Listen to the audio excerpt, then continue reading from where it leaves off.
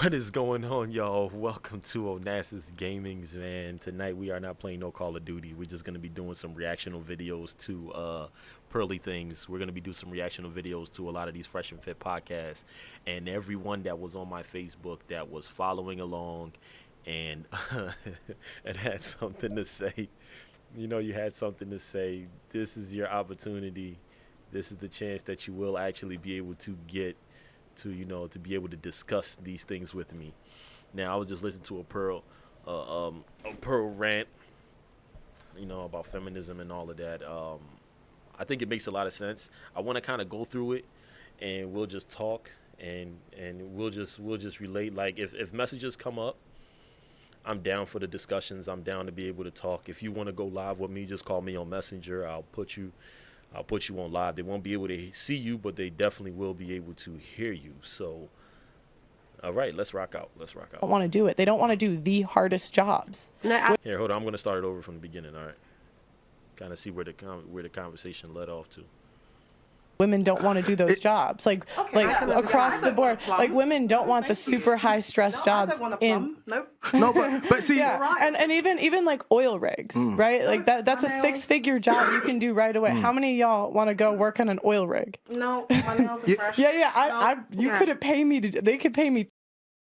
So, let me just to kind of give you a little heads up on what they're talking about, pretty much. All right, so as you can see that they're talking about the wage gap myth, being that men get paid more than women and women are oppressed and all this other stuff. So that's why you see the title is Feminism is Blamed for This. So pretty much what they're trying to say is that the reason why women get paid less in a lot of these jobs is because you're taking on jobs that are easy, they're just easy. The hard jobs, the jobs that are rigorous, the jobs that give you callus all over your fingers or have you away from your family all day and have your back and your body and everything hurting while you doing it, are jobs that most men will do. Not to say that there aren't women that'll do it, but for every one or two women that will do it, there's about 100 to 500 to 1,000 that actually won't and won't never do that. So that's the reason these hard, dangerous jobs, a lot of the men are getting paid off. Plus, if you probably do a little study in your place where you at right now, if you compare yourself with the same position as you do with the same man, you probably get paid more than that man. So the wage gap or this wage gap myth, they're saying that it's been debunked. It's a lie. It's not. It doesn't count for certain statistics of people. Men, female, gays, all this other stuff. But pretty much the reason why men get paid a lot is because, or men get paid a lot, I got to say it like that, is because they're doing jobs that are very dangerous to their health, to their family, to just, and it helps build society. And a lot of these women don't want to go into these type of jobs.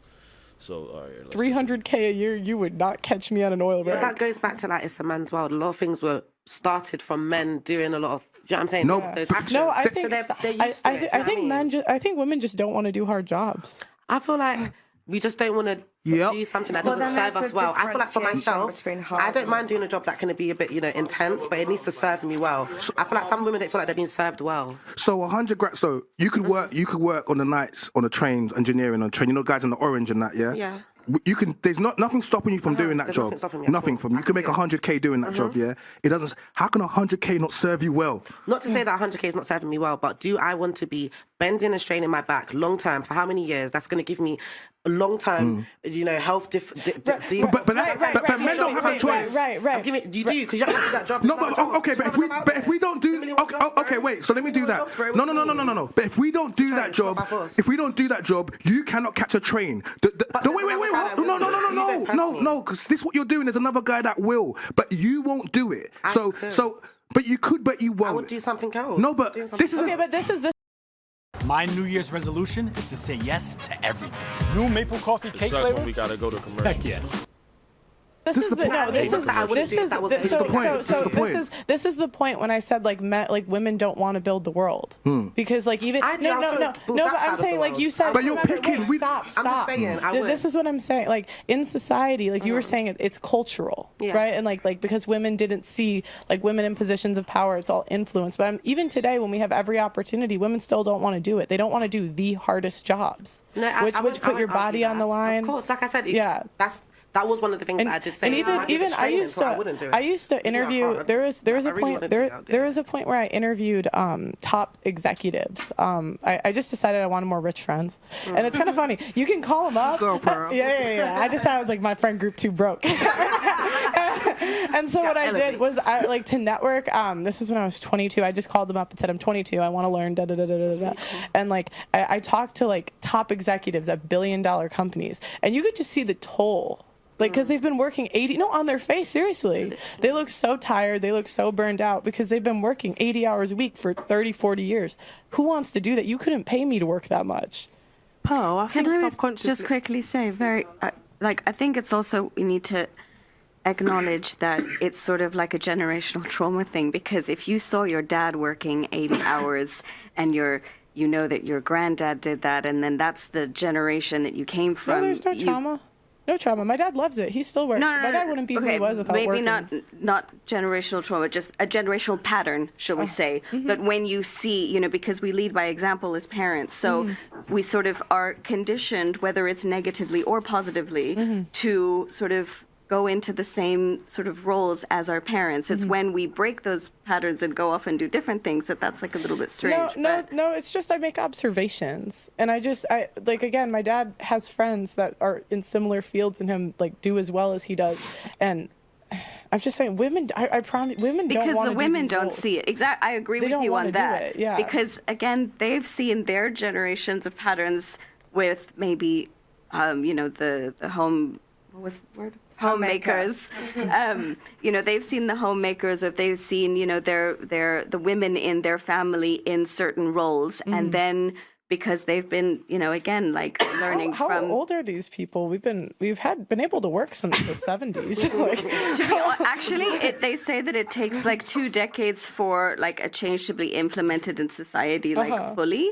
So I do still think we are changing They started entering the workforce at World War II. Sorry, go ahead. No, I just think that it's going to take more time if women want these big jobs, and they probably won't want the more physical ones that they're not able to do. But I think it will just take longer for women to have those higher roles, maybe. So why is it that when countries where women have more choice, the pay gap increases, it doesn't decrease? So if you make a list of countries, so like let's say Saudi Arabia, women have less choice, and we say in more, what is it? It's Eastern Europe. Eastern European? Like cultural differences. No, not Eastern European. It's there's one country where it's like, but okay, let's take the U.S. They're more free. They're more free, right? So when you look at countries that are more free, the pay gap increases. It doesn't decrease, and you get more women being nurses and more men being doctors rather than decreasing. Why do you think that is? If it's like a generational thing. Subconsciously, for me, I don't have kids, but I already feel like that's going to be the hardest job on earth. So I'm just like, I'm going to let the men do the rest, because carry what? Carry the child. Do what? No, my titty is sore. So I'm happy to be on this side of stuff. I'm happy. I'm okay. I can dip my toe in over there.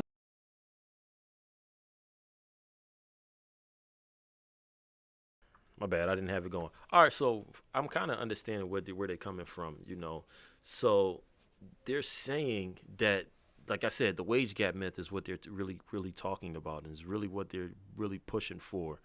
And they're saying that men get paid more. But what Pearl is saying is that in societies where the women have more freedom to be able, like you go to college, girls dominate college over men, so they can go into all the fields that the engineering, the technology, everything that they want to do. They can do all of that, right?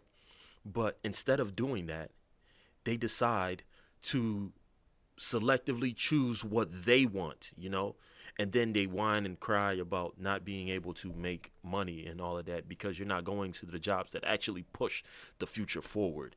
The jobs that are actually build and create society and all of that. That's how you be able to gain your control. It's the same thing with the oppression of black folks and all of that. You want to be able to break that generational curse, and you have to teach your kids that going to school.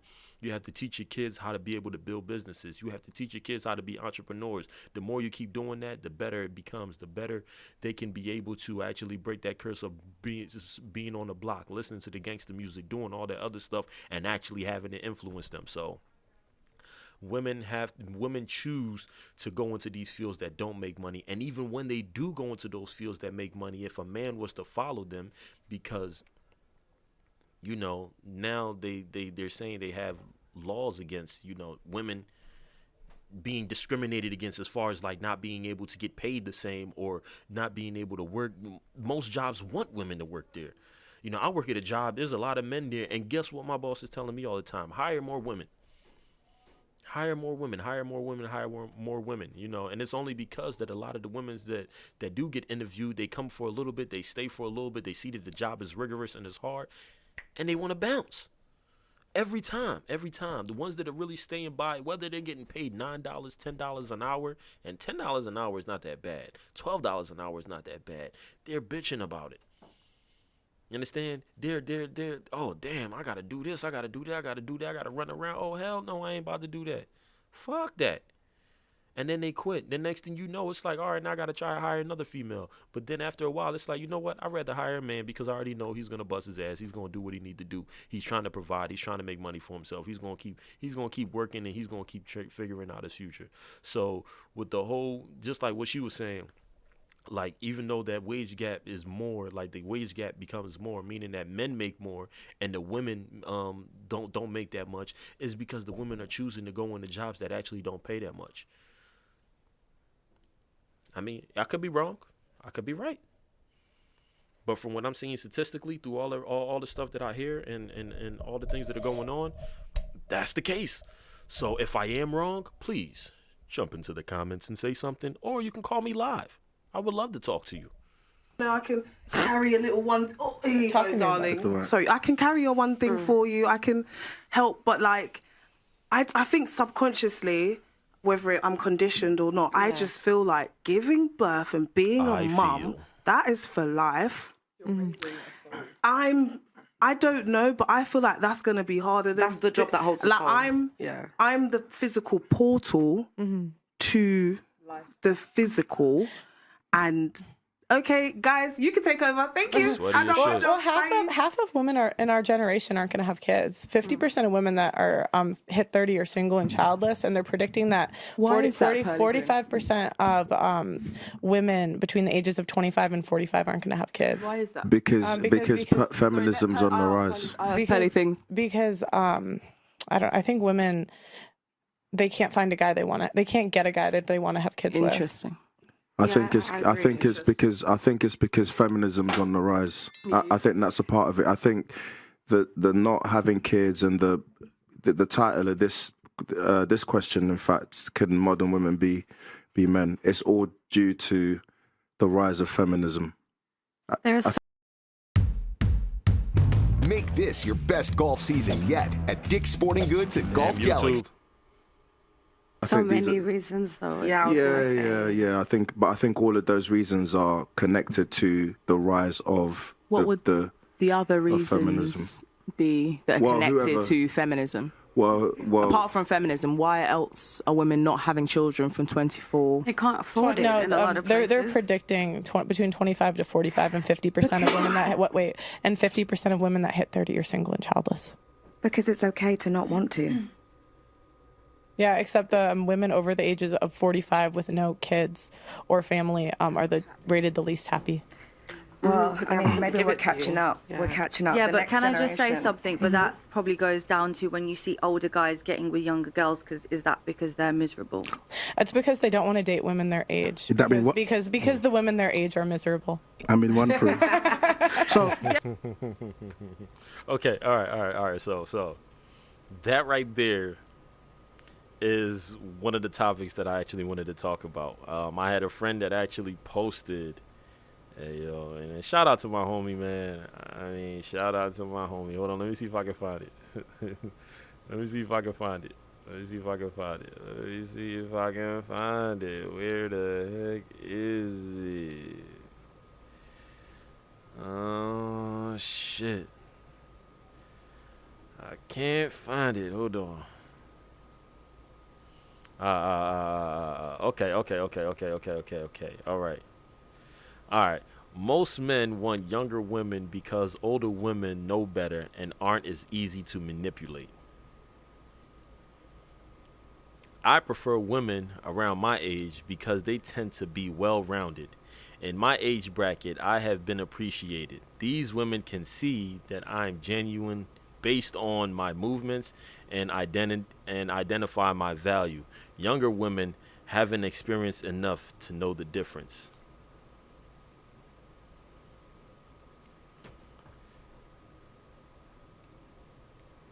Personally speaking, that is true. But if we're talking in general, the reason why, just like Pearl said, but just going off of that, the reason why older men prefer younger women, 3 reasons. 1, they're beautiful. More beautiful than the older woman. 2, they're more fertile. 3, they're more coachable. Meaning that older women normally already have their own tendencies. You feel me? They already stuck in certain ways and certain things that you're doing. Now, if you're an average nigga or a broke nigga and you fucking with an older woman that's your age, 2 things are going to happen. You're either going to be stuck on her time and you can't be masculine around her. Well, yeah, that's kind of like one thing. You're going to be stuck on her time and you can't be masculine around her. And she'll just be bossing you around. It doesn't always happen, but for the majority of the time, that's exactly how it happens. That's just the way it is. When a woman is already older, she's already had that experience. She's already messed with fuck niggas that she done gave chances to, motherfuckers she gave money to, and they ran out on her. They dogged her. They did this. They did that. They did this. All this other shit. So she's already setting her ways and her mindset about how she wants to do things, how she wants to move, what she wants to do. So when that happens, you can't really, and especially if you're a broke nigga or you're an average nigga, that's different. You don't really have too much say so. But let's just assume that you're a man that you're already building your empire. Like, you got shit going for you, you doing all of that. She got shit going for herself and she's doing all of that. You bring her into your life, you bring her, y'all get together. Are y'all sharing lifestyles, merging lifestyles, or actually doing your own separate things? Because if y'all doing your own separate things, you as a man, you can't always tell her what to do. And I'm not saying like try to be forceful, like, yo, you can't go out, yo, you can't do this, yo, you can't do that. Because sometimes it'll be good, sometimes it won't, it'll be bad. But you cannot, you don't have like the power and the authority, because you'll always be met with some type of resistance or rebuttal or whatever and all of that. Because they're stuck in their ways. It's just certain things that they won't do, certain things that they will do, and certain things that they'll probably do that you don't like. And no matter how much you voice your opinion about it, that won't change their mindset, because that's who they are. That's how they are. So most times when older guys date younger women is because they already know that they can school that younger woman and turn that pawn into a queen. They can be able to be like, hey, listen, I got this big business that's going for me. You can go back to school and you can learn this, and then you can be a part of it. Or you can be the secretary of my real estate business. Like, you can be able to help them grow within you being a leader, and they can just follow along with that trend. Finding a woman that's older. But then again, you can switch it up. You can say, well, what about a woman that loves older men? Because women won't mess with younger men, and ain't nobody getting mad or shaming them. Most women don't fuck with younger men. You know why? Because they have no experience. Older men mess with younger women because they have no experience. older women mess with men their age and other because they have experience. You understand? Most women want men that have the experience, that you're up there. They already know what they're doing. They already moving. They're a go-getter. They're grinding. They hustling. They're doing all of that. There are some that will take niggas that ain't got shit if they see potential in them, or if they're cute, or if they can finesse their way in, or if they can talk to them a certain way. That is true. But for the most part, as a man, I ain't got time to be arguing with you. I already know what the fuck it is I want to do. If I say I'm working 2, 3, 4, if I'm working 5 days, 7 days out of the week, and I ain't never gonna be home, that's a part of what I gotta do. I gotta keep grinding. So you either can move with me or you cannot move with me. But either way, it's just gonna change. Like it's just weird. So the dynamic is actually a little bit different. You know, we just want what we want in the opposite gender. But as a nigga, we getting shamed for it every fucking time. Damn, dog, you want younger women because they're more easily they're easier to manipulate. No, dog, I'm not trying to manipulate anybody. But I would definitely love somebody that can compliment what the fuck it is I'm doing, as far as like being able to grow with me. Because if I'm building real estate and doing all this $1 million money and all of that, I don't give a fuck how much she making. I don't care if she making $1 million on her side. Her money is her money. My money is our money. That's exactly how it's been since the beginning of time. When the man hunt, his resources is her resources. When the woman makes and all of that, unless she's sharing those resources with the man, is her resources. It's always been like that. But most people, some people are different, some people aren't. But for when you're talking majority, you got to speak majority. You can't just speak in generalities. That shit. I mean, you can't just speak in personal experience and shit. You can't do that. You know, we got that my truth bullshit that's going on. All right, we're gonna continue. So let me be a fun-loving 45-year-old. So I spoke about this. I spoke about this last week. To be fair, So a lot of women, so you have from 18 to 28, you have, let's say 10 years, those are your prime years. Those years when you're going outside, the world moves for you, you go into places, you know what I'm trying to say to you, get in, you get free entry. The top guys, you know, you literally, it's your best time of your life, right? Everyone sees you. Between 18 to 28 is when no one really sees us, man. These are when we have to create our value. So women are born with value, men inherently, we have to create our value. So a lot of times is you at 18 to 28, you can pick a guy that's studying, you can pick a guy that's just trying to come up, just an ordinary guy. But what you tend to do is you don't tend to pick these guys. You tend to go for the top 20% of guys that have access to multiple women. So now we have 100% of women go for 20% of guys. And so you spend 18 to 28 dating bad boys, dating, as we like to call them, Chad and Tyrone, and running up your body. So yeah, Chad and Tyrone and running up your body count. So then what tends to happen as you get to 28 is when women start to get a little bit, oh my God, they start to see the guys they didn't see. But now these guys that you didn't see, they recognize you didn't see them, and there's a new set of women. So while you're outside now and you're 28 or 30, there's a whole new set of women now. But you feel as if that the men in their 30s should be speaking to you, but they're not. So a lot of the times what women say is, oh, men are trying to find young girls so they can manipulate them, so they can do all these types of things. What they're trying to do is they're trying to make it fair, because it's now competition. But when we was 18 and 20 and 20, 21, 23, and the women were jumping out of the big cars in West End, all the guys popping the bottles, like we said, the sparklers, we had to feel it. It was not nice. We had to feel the bitter. But you girls didn't care. When you girls literally didn't care. So now we're in our 30s and our life is up and we're doing really well. Why would we pick you? When a lot of you girls come with trauma, a lot of you girls come with kids, and us men don't have kids, and we're doing really well, we'll just look past you. Women only swipe right on dating apps 5% of the time, where men swipe right 45%. Yeah, so, and that's... Hence exactly what I was saying. He put that right into perspective. Now, if you didn't understand that, please comment and tell me. You can put a 1 if you understood it. Put a thumbs up if you understood it. Put a thumbs down if you didn't understand it. You know, I got 5 people viewing this and watching this right now. Most of these are probably my Facebook goonies and shit. You know, Twitch is gonna be popping soon, and yeah. So as you can see, when women are born with their value, you understand? You guys already inherently have your value. You're already looked at as valuable once you start to become a woman.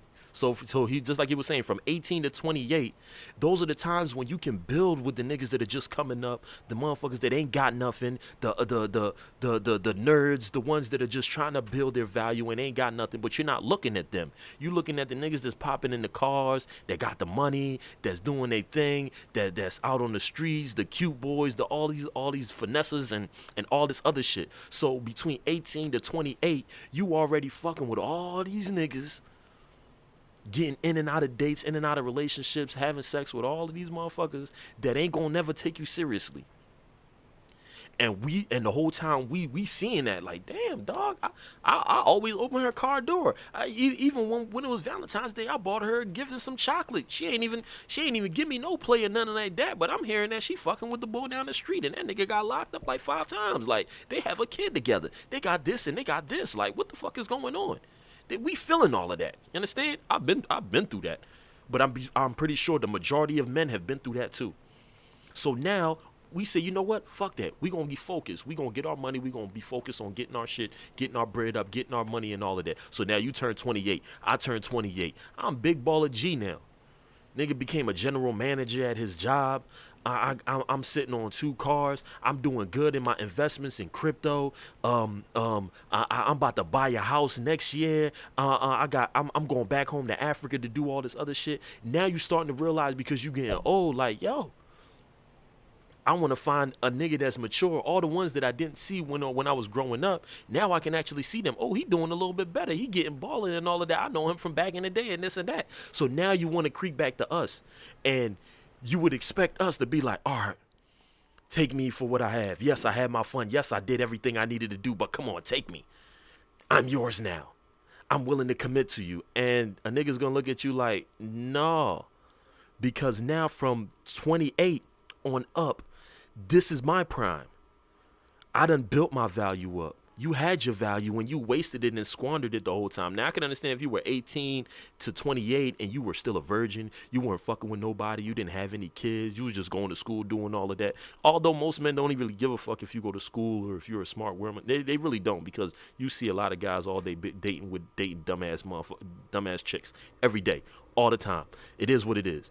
But now you a big baller. Now I'm a big baller. I'm doing all of that, and you want me to take you as you is? No. The next group of 18-year-olds, 10 years done passed already. The next group of 18-year-olds, they 18 now. The next group of 18-year-olds is in.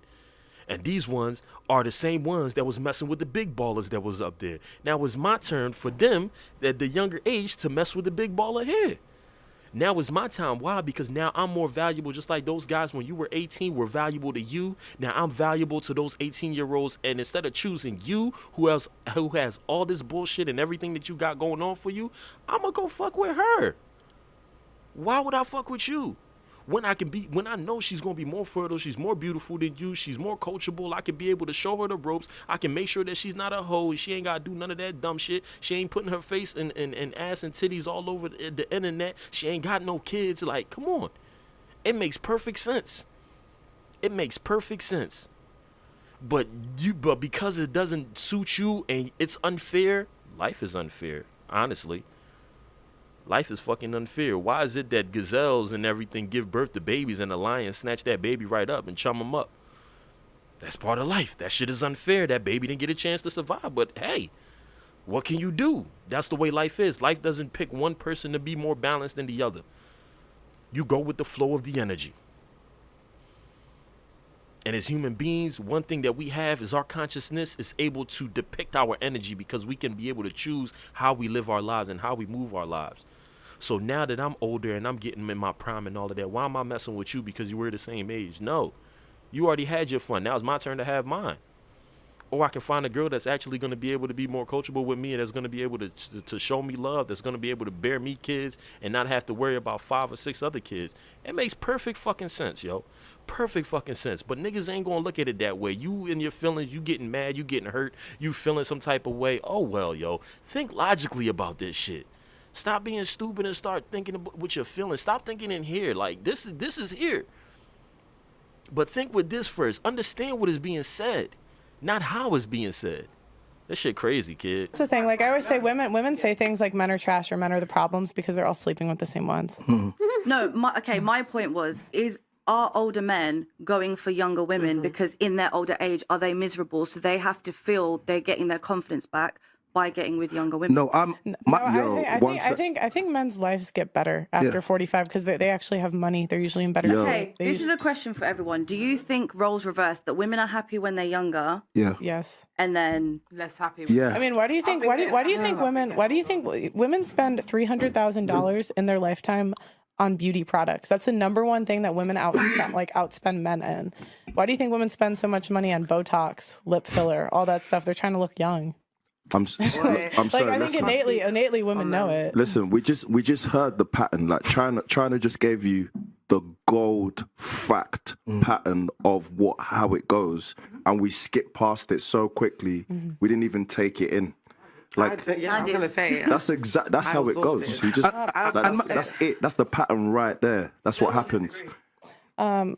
Okay, so I have a question. But there was questions asked after that, which it's like no one understood. That he just answered everything. So basically, I'm not miserable. I'm fucking happy, man. Sorry, I hardly swear, but you know what it is? I'm just happy. Life's good, like. So I don't understand. My girl's in the early 20s. I just like my life is really good. So this thing where they want to act like men, no, we're living our life, and it's the women that get in their 30s that trying to make it fair. They're trying to make it but it doesn't have to be fair because it wasn't fair for us early, and then we had to go through life, it not being fair. Eating shit, not being looked at, but now we're not eating shit. We're eating caviar and steak. You know what I'm saying? Say to you, and I'm happier as I get older. Yeah. Okay. So I have a question for the men. Do you prefer female leadership, male leadership, or do you not have a preference? Hey, I don't have a preference, Martel, but I do know that I have experience. Miss both. Hoffman. Okay. I don't Lewis, care. what's poppin'? What's going on? I don't have a preference. Doing? I've got mentors who everything I learned professionally, I'm indebted to them forever. Two of them are women. Do your own taxes online with H&R Block, and tax season will feel just as good as all those other seasons. That's what happens when you talk of the good stuff. But yeah, I don't have a preference. I love them all the same. Have you ever seen someone at work get falsely accused of SA? Yes. Let me tell you something very quickly on that. So, sorry, I breathed into the camera. At my last job when I was an employee,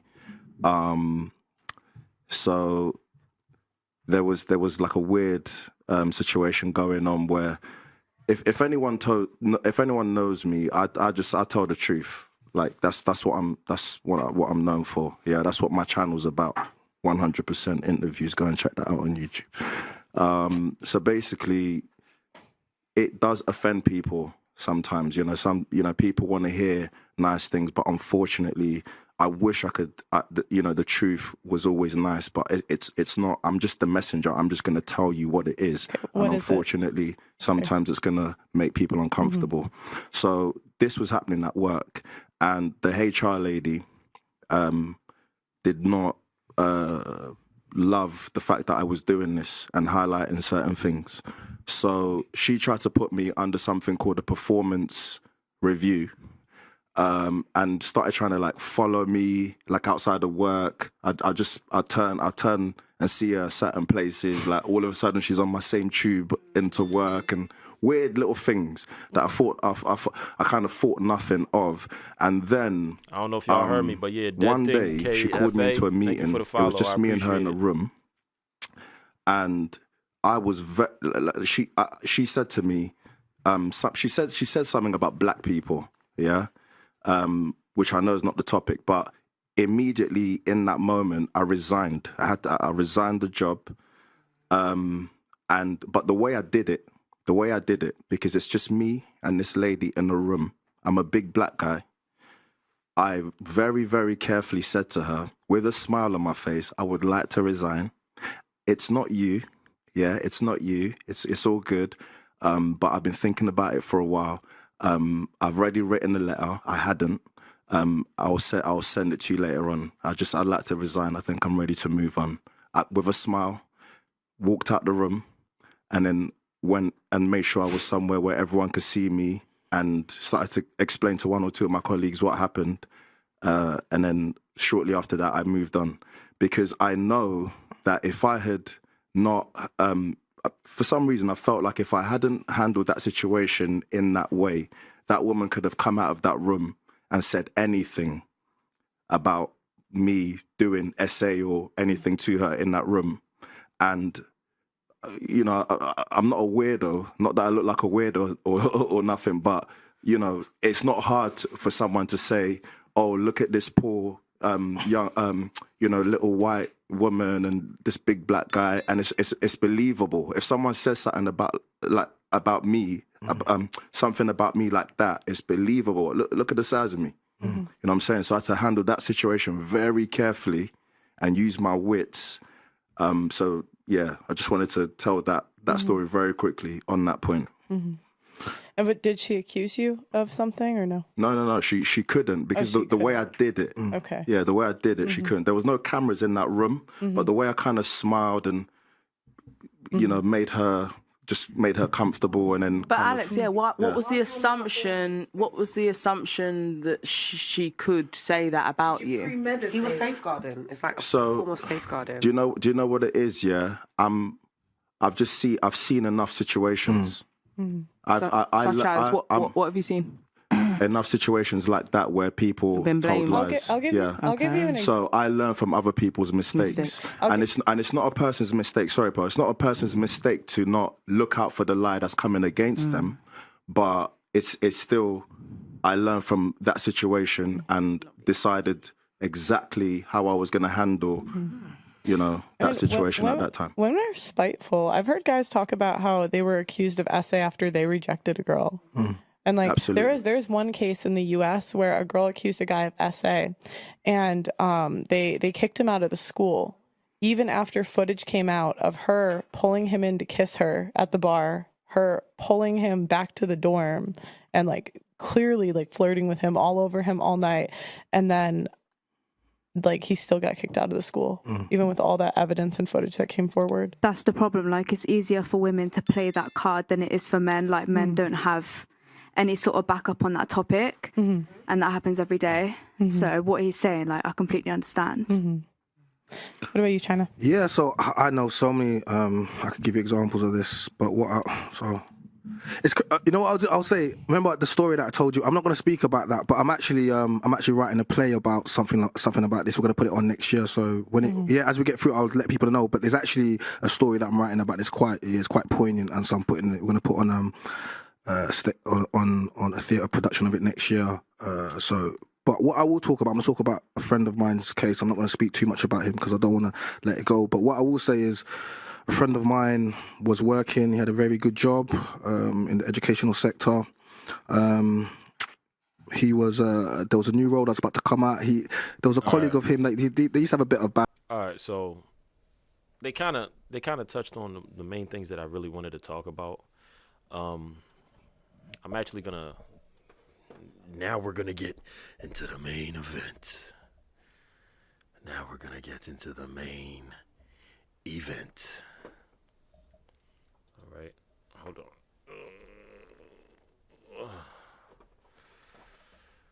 Oof. So you know what? All right, so yeah, I'm gonna keep it on that.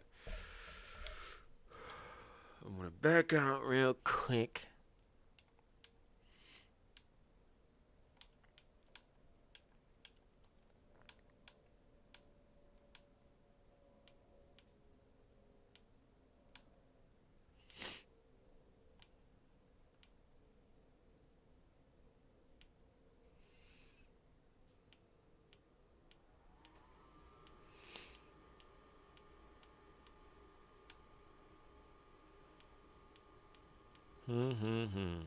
Hope everybody's day is going pretty good, you know. I hope your day is going well. Maybe not clips. It's gotta be somewhere.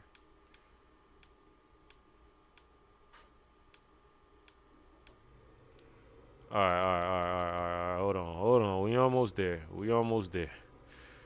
We're almost there.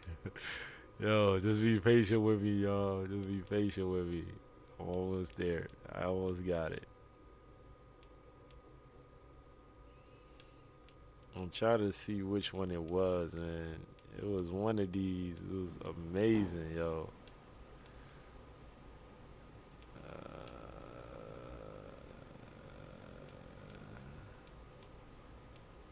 Dang, where's the one? It's the one with Sneeko on it.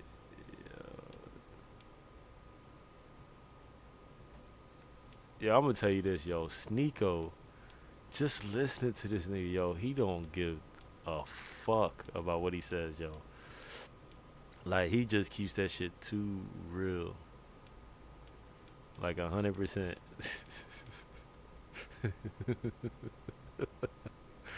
Hold on, let me see. Let me see, man, if I can find it. Sneako's one of the motherfucking realest, yo. He is crazy.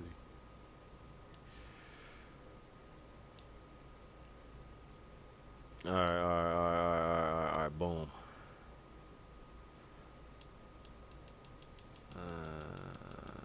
Trying to see if they can.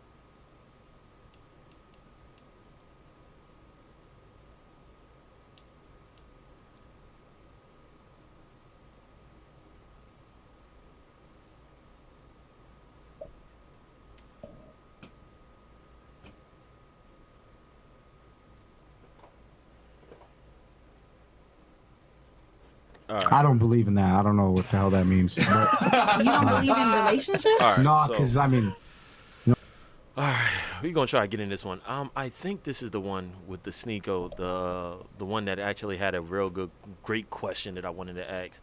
Unfortunately, this thing is like 2 hours long. We're not gonna go all into it.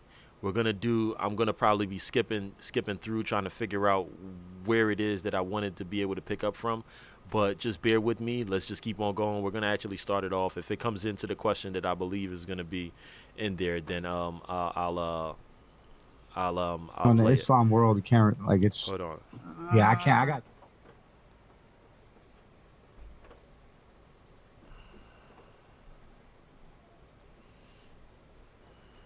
Let me see. If I find it, yo, you're gonna.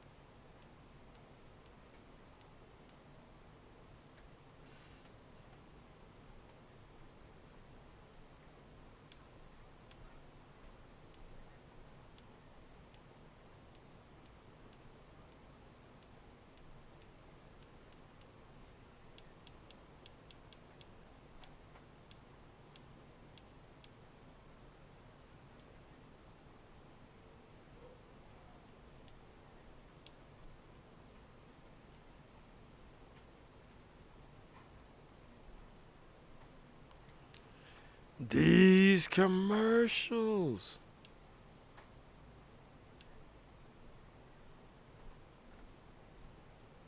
Alright, I think this one is it, yo. This one might be it.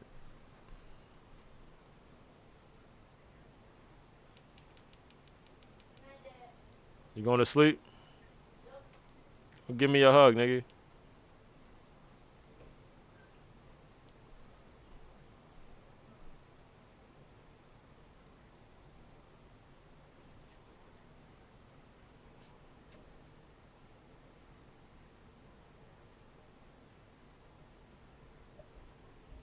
What you doing, dog? What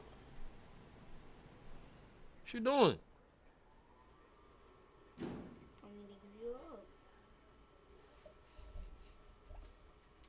That's how you hug somebody? No, not you ain't trying to.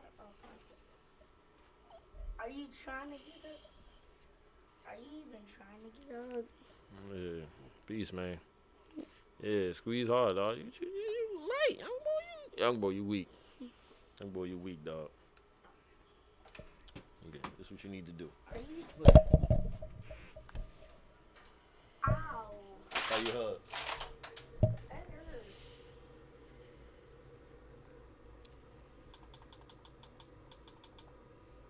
Yeah, it hurt, right? Yes. Break all of that. Next time I'm gonna pop your eyes.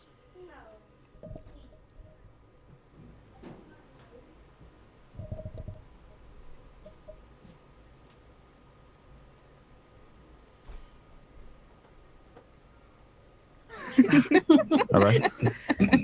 I would say men, and I can give an explanation for why. Sure, go right ahead. Because So you notice how she had to say, I gotta explain why. Go the ahead. women will put the pressure on the men to make the change. Okay. No, dude. Now, I'm what do you cool. think women put forward when people I are don't want your trying to get promotions, attracted? young boy. When you are showing yourself to a partner, what do women put forward? Looks or personality? Wow. What do you think attracts men? Looks. Looks. Personality. Looks. Guys are sight stimulated. Does that hold a man? That's the question. Like, It won't hold a looks, man. Yes, initially, like that's what attracts the Yeah. man. But what's gonna keep the man? Mhm. Facts. Not just your looks. Who said 100 again? She did. I did. 100. I did say 100. 100. Okay. What do you self-improve? What do I self-improve? Yeah. How do you self-improve? You also think that women self-improve more than men. I'm wondering how you self-improve. Well, I can only speak for myself. I know. But as far as you said, looks as in 100, as looks. Mhm. Now, if it's Yeah, from 1 through 10, you're self-improvement, of 100. course, but when it comes 1 through 10, you're 100. All right. Rate yourself. Rate yourself 1 out of 10, women. I'm 100. So you're perfect. No. I can work on some things. But you're pretty much saying you're more than perfect. Like you're 100 out of 10. It's crazy. All right. So, question, ladies, gentlemen, who self-improves more, men or women? All right. I want to know who you think is the one that actually works on themselves for the betterment of either the relationship or to be able to be more attractable to the other gender. Who self-improves more, men or women? That's the question I'm asking right now. The clip is I'm gonna post this clip up on my Facebook. Just blow it up. You know, don't forget to type in Dream Play Live, because if you do that, I will actually be able to send you 50,000 crypto coins. The crypto coin giveaway is still going on. I never stopped doing that. I'm always doing that. So, you know, don't hesitate to don't hesitate to be a part of that. All right. Hold on. Let me post this clip and let's continue. self-improvement out of the looks factor, of course, there always room to grow within myself. How? Well, if you're 100 out of a 10, there's Well, no that's in looks, but that's in looks. But I'm You trying to said figure out how looks. she self-improves. You grow? How? You grow by educating yourself and just living life and becoming wiser as the day goes by and experience. You grow because not everything is exactly how I thought back then when I was like, 12, 15, 18, 20 is not how I think right now that I'm 35 and I have kids. So it's different. Okay. So I self-improve every single chance. This question is actually why I got banned on YouTube. It was why I got my second strike, was showing that every time you ask a woman this question, what do you rate yourself on a scale of 1 to 10? They all think 10. And even when somebody else said 8, someone else is like, no, you're a 10. So you really don't know how to be critical of yourself. And we also established that what you put forward when it comes to talking to other people, being attractive, or even improve, women put their looks forward. That's how you become attracted. We don't really, honestly, like, men don't really care about your spiritual journey. Like, no one cares. So it's also hypocritical that every time you ask this question, women always think that women are better at self-improving for a couple of reasons. One, they don't really understand the male journey. They don't understand what we have to go through. And a lot of what you think self-improving is just stuff you make up in your head. Growing, your spiritual thing, meditate, crystals. It's not a whole lot of actual things based in reality. And I understand the flaw in this question because the hypocrisy is like, all girls will say, I'm a 10, I'm 100, I'm perfect, I'm beyond perfect. 1 through 10, 20, 100, a million. And then I'll go and criticize women for saying that because it's like, how could you self-improve past 10? But I want to find out now, what do you think you're self-improving? If you're better at self-improving than men? Besides, what were you talking about? No, because you said looks, so we going by looks. You said rate yourself. You said rate yourself with your looks. Yeah, and then we there was were a going by separate looks. question. Yeah. Now, if you're talking about us as a person and self-improvement, then you're talking about something totally different. That's what I want to find out. Why do you think that women are better at self-improving than men? Because all of you said that except for Bacon Bitch. Can we start with No one has an answer Rihanna for that? Loud? Oh, me? Yeah. I think we mature faster than men, though. Like, What about self-improving though? Because now you're 30-something. You know. yeah, that's Maturing what is it is. like puberty, but like at our age now, 20s and 30s, how are you self-improving more than me? I guess living life. Okay, living life. Self-improvement. Real quick, I just got to ask her, how do women mature faster? Just real quick. Than men. How so?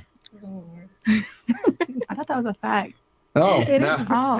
It's- Like literal fact. Well, Like fact- I think it brain is a matures, fact. like, I think we faster. do because we want relationship. We want to get married. We want all the good stuff while men don't. Not everybody. Would it be fair to say that it's not necessary that women mature faster, it's that you guys have a shorter time clock, therefore you look for certain things quicker in life because you don't have the same amount of time? I can semi-agree. You guys caught that? She's trying to say. She's trying to say. I can semi-agree with you a little bit. It's not necessarily that you mature faster. It's that you want things in life that you need to. You need to move on quickly because you don't have the same time clock as a man. Yeah, I agree. So would that necessarily be maturity? Really? I would consider that more selfishness because you have a time clock. What? What do you mean? What? That's not maturity. That's just wanting to settle Biologically- down. From a biological standpoint, that's a Biologically, fact. yes, we have a time Yeah, clock. we Yes. do. But however, like the end goal for not every woman listening. is not as marriage soon as and my having question children. comes So up- Oof. what about the women who are not trying to have What's the children? minority? What's your end goal? Majority of women We're want not that here to though. talk about my angle. We talk about Okay, so in general, okay, In because you're saying you don't care about what your end goal is. Okay, cool, that's fine. In general, most women want a relationship and or a marriage and children. correct. So knowing that, you have a time clock to do that. Yeah. So I find it very funny how women say, "Well, I want that. That makes me mature," but the reality is it's not necessarily That that, you're more doesn't make mature. you mature. She just argued that. She did, but I don't So can you necessarily tell me, agree what with are you that. arguing about? That doesn't make you more mature because you're rushing to get into marriage because society set these rules that you have to be married and have children at a certain age. Yes, biologically it is true that we after a certain age become less fertile. But what about the women who are born infertile? What about the women who are not able to? This is just a non-argument. There's like It is three. an argument, though. Who here's like? Okay, I'm gonna go into the medical part. Just FYI, working in a medical field, I learned once you hit 35, you're considered high risk. So we do have a clock.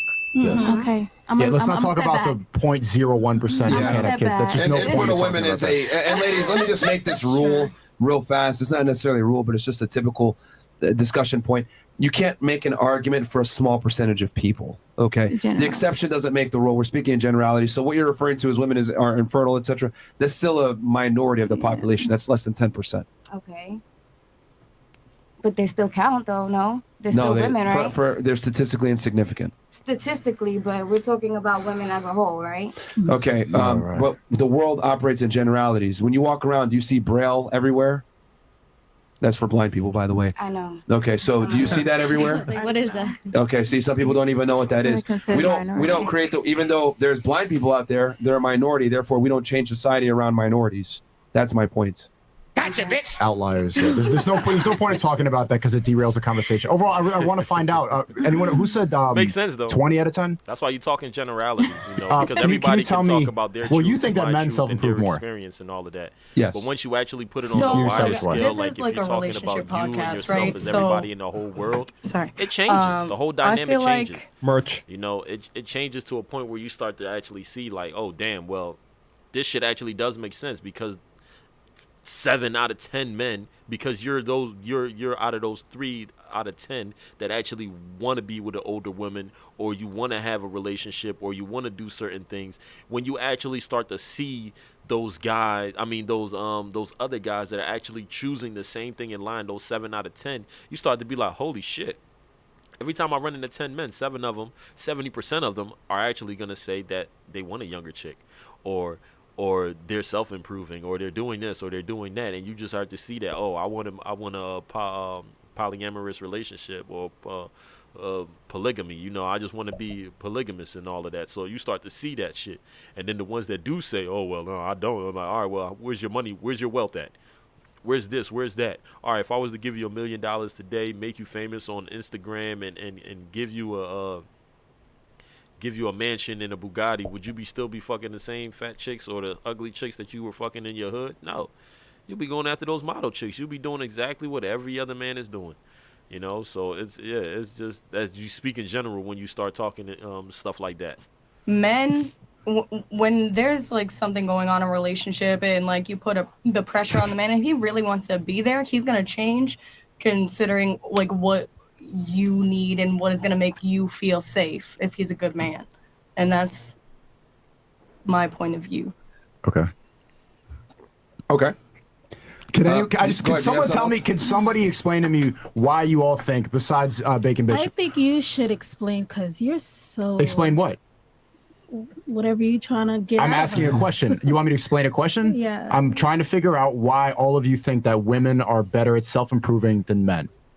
I think we did. Go ahead. You had something? Yeah, well, Go ahead. I just feel like Merch. women can look back and maybe admit that they were wrong, at least to themselves, maybe not to like other people, but look back and be like, that was flawed, or like I fucked up, and then go forward and change that, where it's harder maybe for men to like come to terms with the fact that they were I would wrong. argue it's the complete opposite. I would argue women rarely take accountability for their poor decisions. Well, that might just be the women that And society reinforces that, is my argument. Actually, it's funny because we saw that right here in the questions. The only woman who took accountability for her past, her body count, and for what happened in college was you. And then you also think that men are better at self-improving than women. You said that you failed Here's college the because thing. you were crying. I read an article one time and it said women are spaghetti and men are waffles. So basically, like, women have a tendency to be like, okay, so this happened, so after that this happened, and then this happened, and then this happened, and that's why we're here. Men, for the most part, they compartmentalize and they stick it like this happened and this happened and this happened and this happened, but they're really not correlated at all. So there's just like a difference in the mentality of women and men. Taser that coming at me right have now. them realize things. It just hit differently. me. Spaghetti and the waffle. I always gotta, I always gotta play the devil's advocate because it makes you think. It makes you start to actually be able to step out of your shoes, your comfort zone, and actually put yourself in the opposite sex's mindset. You know. All right. Hold on. Before I even continue with this right now, okay. So my question to this one was, let me see. What did I ask? What was asked? All right. So now, ladies, If your man watches porn, is it considered cheating? And does that mean he wants other women? All right, I had one person says yes, it is. If he's not watching it with me, or if he's got to sneak to watch it, I've done that. You mean, and that's the most fucking craziest thing that I've done, to a point where, like, I remember realizing, like, I'm laying next to my chick watching porn, jerking off, like, what the fuck is this? Like, but it's not you. What you start to understand is that, yeah, it's not that you like, and for me, I can't really speak for men, but I just say, if you're talking in generalities, I believe that men are our innate desire is to just desire more than one female, or just have more vaginas, you know, just be able to stick our dick in something different every time if we could, you know. So so you know, I caught myself a few times doing shit like that, and it just made me start to realize. So that's why I really wanted to ask that question, because I'm out of that mindset now, and I'm a little bit different. So the only thing that I'm always thinking, I'm like, yo, like, does she consider this cheating? Because a nigga gotta sneak off. Well, I'm about to go use the bathroom. Stay in the bathroom for like 25, 40 minutes and shit like that. Just watching porn and just jerking off to that shit. Like, it's crazy, you know. And this the mindset that I was, when I was a little bit younger. This is what I had. This is what I felt was the right, in a sense, was the right thing to do. This was like my way of being able to step out of my girl without actually stepping out, you know. So it was just a weird thing. So for her to be able to say that it was cheating, so for somebody to be actually say it was cheating, just kind of, you know, just kind of validates a lot of the things that I've always thought about. Some women don't consider that cheating, but I mean, from a woman's point of view, I guess you could say it is, you know, but most women don't want that. But if that's the case, you don't want your man to jerk off, then you, as the woman, and this is where Tasia just got me and shit. She just fucking blew my head up. She says that no, but if he's doing it too much, then he has a problem or he needs help. We said, I don't think it's considered cheating. However, if he's watching and using porn over me, then he needs help. And then I said, no, you just need to step up. You just gotta step up. What can you do? Like, if your man is jerking off and beating his dick, obviously he's not getting enough sex from you, or you're not switching it up and doing things that other chicks that he's watching on porno sites are doing. You know, be freaky. This is your man. It's not like you're filming this or everybody's watching you. Be freaky. Be as nasty and dirty as you can, and then you can still be a good girl. He's not going to be walking around and telling his zombies, like, yo, let me tell you how I shit it in her mouth.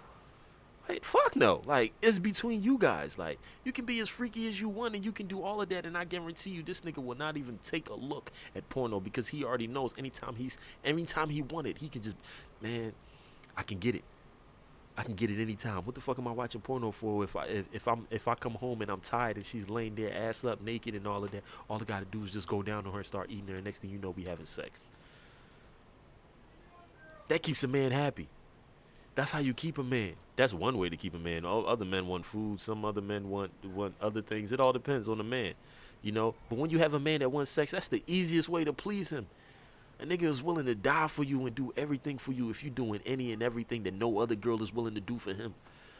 I promise you that. Does that mean that he might stay loyal to you forever? He might not, because, you know, there's only but so much ways you can have sex. It is. You can't have sex you can have sex in every different position, every different way. No matter how many times you switch it up, eventually he's probably going to get tired of it. You know what I'm saying? It is what it is. Your job is to just keep on spicing it up and just keep on giving it to him. So either he's not jerking off, or he's not, or even if he is fucking with other girls, he's taking you more seriously than they are.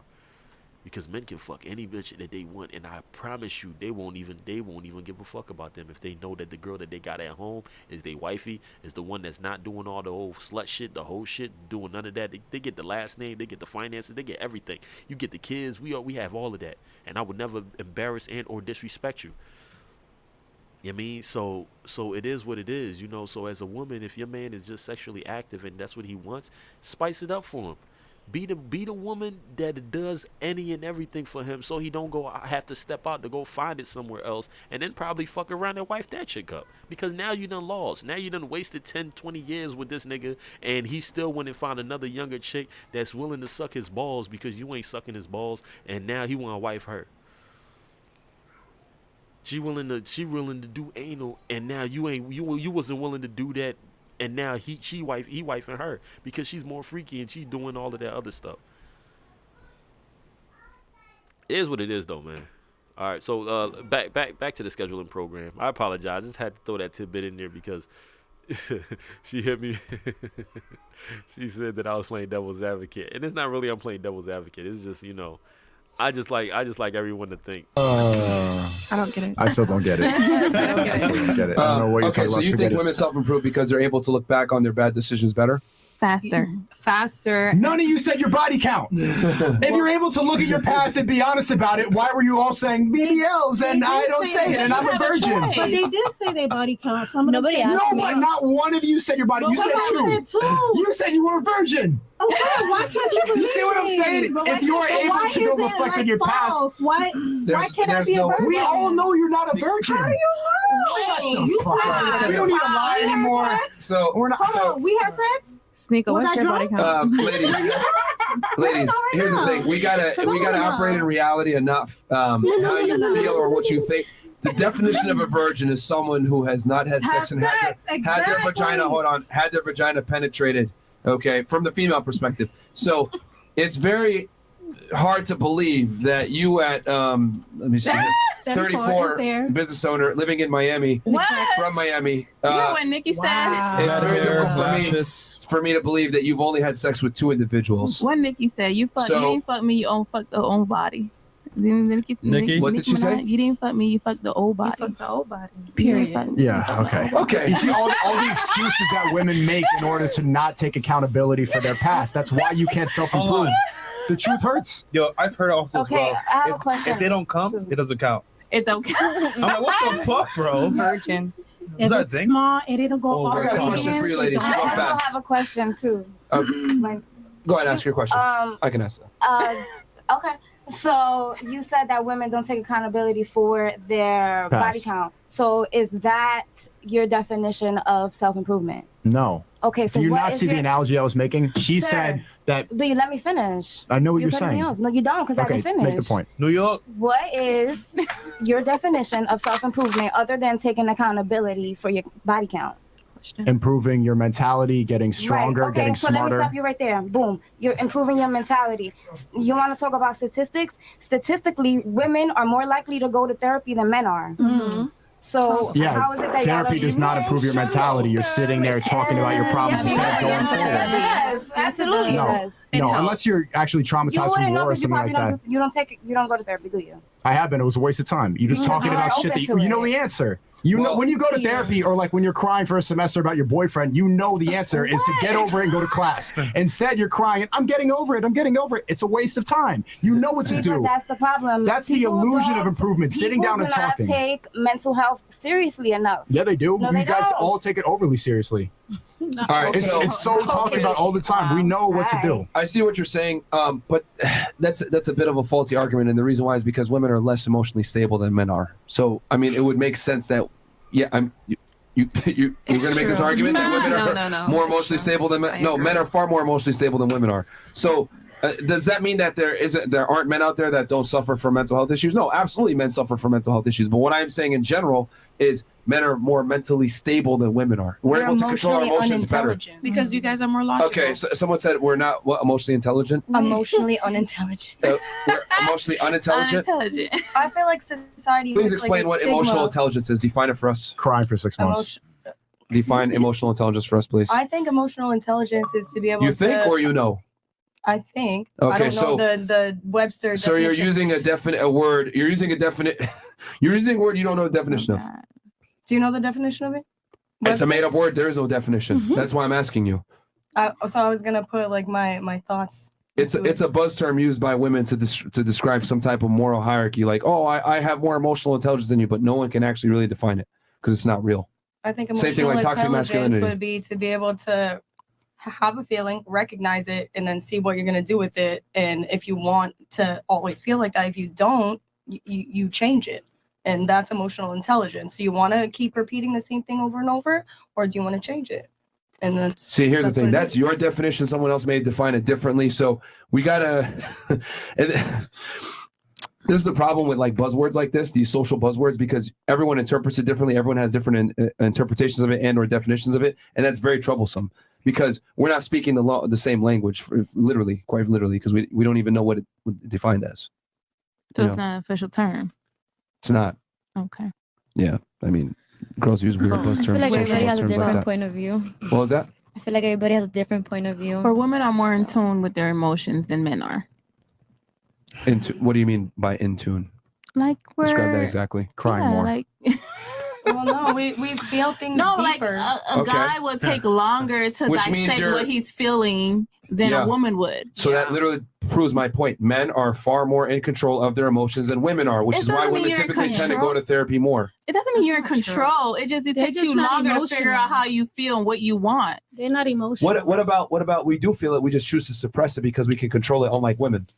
But that's not healthy. Is it because you choose to suppress it, or is it because society teaches you to suppress it? Correct. That's and then another- one thing happens Because it's and not then it's like healthy. an explosion. Here's the thing. It's not healthy for you guys. I'm saying my thing is I tell guys, yeah, no, you shouldn't suppress it. You should, let out your emotions with men that you trust, not around women. But that's a whole other conversation.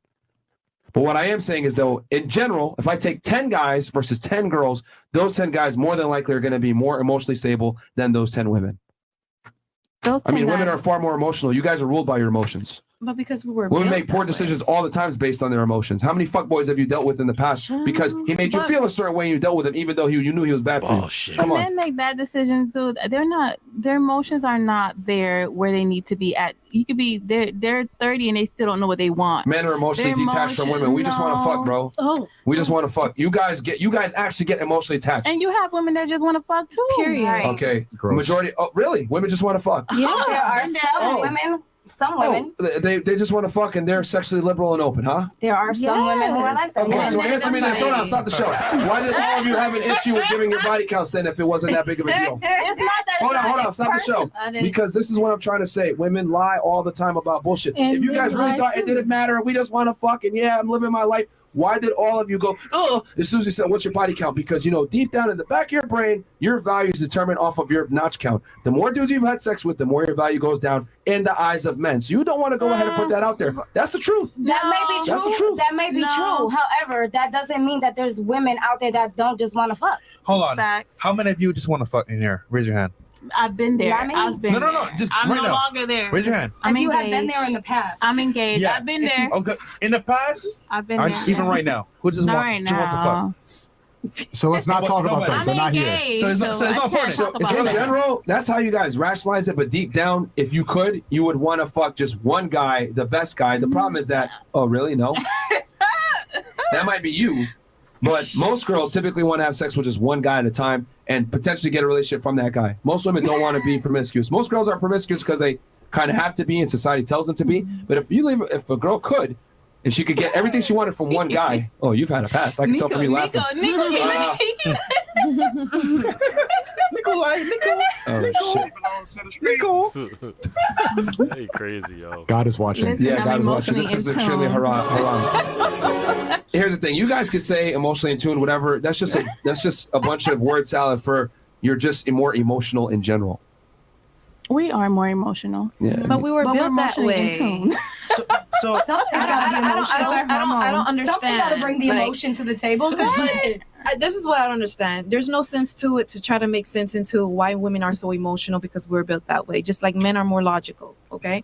And That's I what we feel were like trying to say. so I feel like that's why if the man and a woman come together, how would I say? compliment each other. We compliment each It's other. like yin and Exactly. yang. Because I don't feel like I need to just like a man, he's That's true, logical. though. I'm emotional. I want to be a woman Right. when I'm with a man. Exactly. You do the hard thinking or whatever you decide to do as a man. Exactly. You're supposed to do, and let me be the woman. You're right. I don't want to be able to put on a pants and having to Exactly. do all that. I don't want So to you do want, that. you want a leader? I want to be So then why did you also say, this goes back, the whole reason this came up is because I was using this as an example for why women are not better at self-improving compared to men. Why did you say that women are better at self-improving if you're saying men need to lead, men take control, men be better than me? Because of experience. Because I can only speak for myself and what I see around me. Merch. Women are more likely to change because they're more in tune with their emotions. 'Cause I can accept myself as in, okay, Sandra, you're going out of control, or okay, you need to do better, this and that. But for a man, because of society has made you guys feel as if you have to be tough all the time and you have to like suppress your emotions and you know, so you Right. tend to end up lying to yourself instead of self-improving. So that's why it takes guys longer take you longer, because by the time, just like in a breakup relationship, women go through the breakup process whatever, and then she moves on, right? The guy, it takes him longer to realize, okay, damn, I done fucked up. Right, but you're applying. And then later you realize, oh, I need her, and it's too late because she's already moved on. The process is slower with the men, and that's why women are much. I'm not saying that you guys can't, but we work faster than you in that order. But that doesn't mean you guys. Let me ask the question, ladies on the panel. A question. You're dumb. Who self-improves more to attract the opposite gender, men or women? And we'll start Women. right here and just go around real fast. You said to attract the opposite gender? Yeah, who self-improves more to attract the opposite gender? Men. I feel like. You think men? Yeah. Okay. Women. What about you? Women. Okay. 100 out of 10, right? What about you? You want me to? Who self-improves That's what more you to said. attract the That's opposite not what I gender? said. Men You or said 20? women? If I have to choose, I would say women. Okay. You said you were a 10. Okay. How we're do you talking improve about- past 10? We're talking about looks. Yeah. Right, look. And that's what you bring to the table. I'm saying No, that's overall. not all I bring to the table. For this question, I'm saying overall. Who self-improves overall more to attract the opposite gender? Right, women. So she's saying, Women. okay, women. Women. Women, interesting. Okay. I don't know where he came from with that. That's not Okay, all right. Sneeko kind of made a good point and all of that, and I would like to kind of know your thoughts on that. I mean, that's not a bad thing to bring up. All right. What do women bring to the table in a relationship? That's actually a good question. You know, because most of the things that you probably might say, like cooking, cleaning, and all of that, if a man has money, I'm sorry, y'all, I'm tired. Whew. If a man has money, he can actually be able to get those things, and getting a maid, getting a cook, getting a maid, getting a cook, and stuff like that. You know, so that really doesn't matter. Besides that, what does a woman bring to the table as far in a relationship? Like, the man bring the protection, most of the time, the money and the provision. That's actually a good question. Let me know.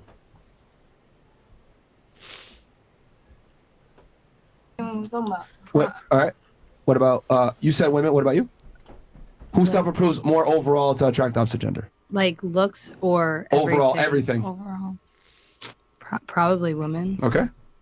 Oh, overall. Women. Okay. I think men. Women.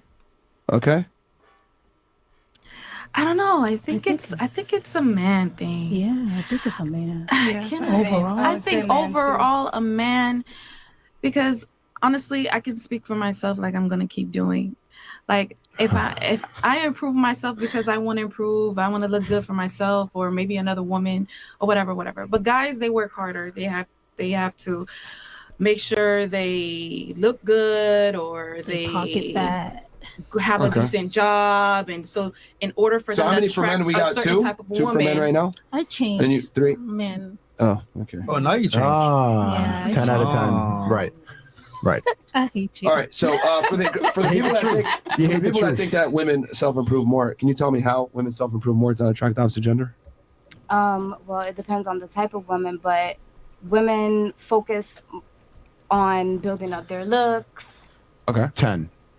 Right, we're not talking about me. We're talking about We're talking about you now. No, Your but we're answer- not talking about me. We're talking about women You can't in speak for. general. Okay. All right. But then y'all can't speak for men in general. All right. Go If I ahead. can't speak for women in general, y'all All can't right, speak for okay. men in general, right? Well, we actually can, but that's fine. Men are very But, simple. But I go ahead. mean, Well, but then how if do women y'all can, we self-improve? can. I don't know what you're arguing here. Just go on to the next person. No. Go to the next Be one. accountable for what you said. Yeah. So okay. So how do women in general self-improve to attract the opposite gender? You were saying building up their looks. What else? They build up their looks. Yeah. They try to make themselves more appealable by Such as? they present themselves on social media. Looks. Right. Okay. By looks. Mostly by looks. Yes, that's the argument Is I'm there making. anything By else? looks. It's carnal. Yes. Would it be fair to say that women are born with their beauty, though? Some. Not all women. Okay. You say so. All right, what about you? How do women self-improve exactly how? Oh, asking tough questions. Okay, so I know you guys gonna keep pinpointing it back to looks, but I do believe it's women because let's go off of a breakup. You know, like a woman has to, like, when she's going through a breakup, what she has to do, she does everything to get herself back out there. So it's not just look, it's socializing, it's characteristics, it's education, it's all of that. Versus a guy, he doesn't really have to look good. The only thing I feel like a guy needs to do Do is women really have to self-improve when they overwhelmingly initiate all the breakups, though? They don't overwhelmingly. Yes, they do, actually. No. Yeah, about 80% of the time men they do. initiate it when you cheat.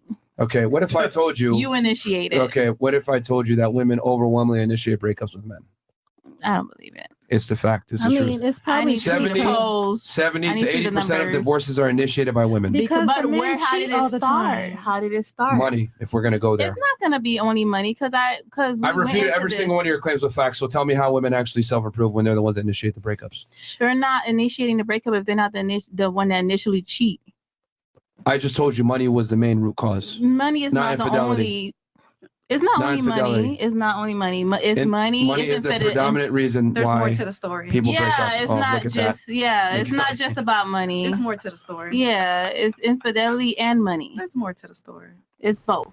Okay. Always So, more to the story. You think women self-improve That is true. because Could be more to they the have to story, get back out there on They this have to get dating back on marketplace. And get seen. Yes, and get seen. Versus men Looks. don't really have to do that. Men just have to make You more get money. seen by your looks. They have to make more money. Just make more money. Really? It's not really hard. You think that's it? It's not hard to make money. It's I'm not saying it's not hard to make money. All men have to do is make more money, and the woman will come. Mm-hmm. Oh, just turn the switch on. Yeah. More money. More money. Yeah, You have to and the improve women will everything come. about you. In 2022, To make more money, everything needs to be better. 2022, They come. all you need is your money. These answers are great. Just This is manifest golden it, King. answers. All right, so tell me. The one thing I hate is when I mess up the. I'm not saying it's not hard to make money. All men have to do is make more money, and the woman will come. Mm-hmm. Oh, I just glitched out the. turn the switch on. Yeah. More money. More money. Yeah, You have to and the improve women will everything come. about you. In 2022, To make more money, in everything needs to be better. 2022, They come. all you need is your money. These answers are King. great. Just This is manifest golden it, King. answers. All right, so tell me how women self-improve more than men to household specifically. Well, I think that it's also a double-sided thing. I know I'm only going with women right now. Well, that's the question, so it's fine. Education, educating yourself, having skills, like not doing nothing and mooching off a guy. I mean, What if I told you a secret that doesn't necessarily make you sexier to a man? well, they also have to improve their looks, but we already heard so much about that. I didn't want to Trying to go towards against the the grain here. looks. We're going to a different direction. I mean, of course, looks too. You're not gonna show up to a bar in sweatpants and like no makeup and try to find your boyfriend forever. It's interesting. You guys are starting to hit a wall did. here, I see. Which is, I'm going to get here to a point. What about you? Since women actually self-improve more than men, can you please tell me how they self-improve more? I will just say looks. Oh, fantastic. What about you? And you said you were a 10, right? Oh my god. No, she's the Bolivian 10. See, it's very interesting when you guys hear your answers back, right? Okay, what about you? You said women self-improve more too. You tell me how. Also a 10. I think honestly it's not even a gender thing. I mean, she definitely got looks though. That is just a personality or mentality thing. There's men that improve themselves more than other men, and then women that improve themselves more The question than other is, women. how do women So- self-improve themselves more to be attracted to the opposite gender? Looks. Yeah, probably looks. Okay, is nothing else besides looks? Educate. I mean, even if it's something else, it's just. All right, looks. fantastic. What you guys have effectively demonstrated proved my point that I always say all the time is that men actually have to be the ones to self-improve, not women. You guys just improve your looks, which is God given to you from the first place, put some makeup on, etc., which you already have. But in general, if you're an average-looking girl, you're going to get attention from the opposite gender. It doesn't work the other way around, though. As an average man, you're virtually invisible to all women. So Men actually have to self-improve, not just with looks like you guys all were stumped with saying, but men actually have to make more money. They have to get confidence. They have to understand game and know how to woo a girl with their words. Men overwhelmingly have to actually self-improve way more than us. And to simplify it and say that it's just making money is the most. How would you bring that all into one little, as if it's just on a tree? You just grab money. Everything about you needs to be better. You need to learn how to network. You need to learn how to talk, how to be likable, how to put yourself in the right situations, how to shake a hand properly, how to. Everything about you needs to be better to make money. And then you're saying it's just looks. That's 10% of men. Hold on, I'm curious, Women do that ladies, too, real but quick. those are the ones From that your are dating more masculine and experience, more assertive, more what would you say dominant, is something a guy can act like improve men. on to become Those are better the at ones that relationships? do the same From your thing. experience, Those are the ones that really we'll best start right here. that really do Being improve honest. Being honest? in that sense, like do self-improvement. In what way? But I just feel like the majority of the women are guys constantly feel like they the way gotta they lie are, to you. you know? Like, I'm a very understanding And they person. don't Like really you don't gotta lie to self-improve in a me. You just tell me the truth, and I'm gonna, like, majority of the time, I'm gonna be okay. I want to fuck bitches. You're gonna be my side chick, and I'm gonna do whatever I want, but you have to be closed on your end. And I get to fuck niggas. So There you go. I just told you gotta be closed on your end. Oh shit, I didn't hear that. Yeah. So what's your thoughts to that? That's the truth. How men feel in general. Okay, then we're just not gonna work out. And you gotta find somebody That's else. why men can't be honest. Thank you for proving my point. Can't be honest. Fantastic. Hook, line, and sinker, baby. That's why men can't be honest. Okay, what can they improve on, men? Confidence. Confidence? Mhm. Explain it. I don't know. I like a man that has confidence. I could feel your energy. So come correct with confidence. Mm-hmm. Okay. Yeah. What about you? In my experience, I would say they could improve on healing inner child wounds and past traumas from other relationships, because your past experiences do shape how you view the world and how you interact with people and your adult relationships. So in my experience, it is important that you do work through those I'm feelings mad that and my heal thing past that, because when you bring glitching in right now. those Like, what past the traumas heck into is new going relationships, you tend to wreak havoc on the relationship without even giving that person a chance. So you're saying deal with the inner demons first and then get with somebody. Okay. Absolutely. That's fair. Yeah. What about you? I would say men can improve more on romance. I feel like we don't really have that. Give you these flowers? days.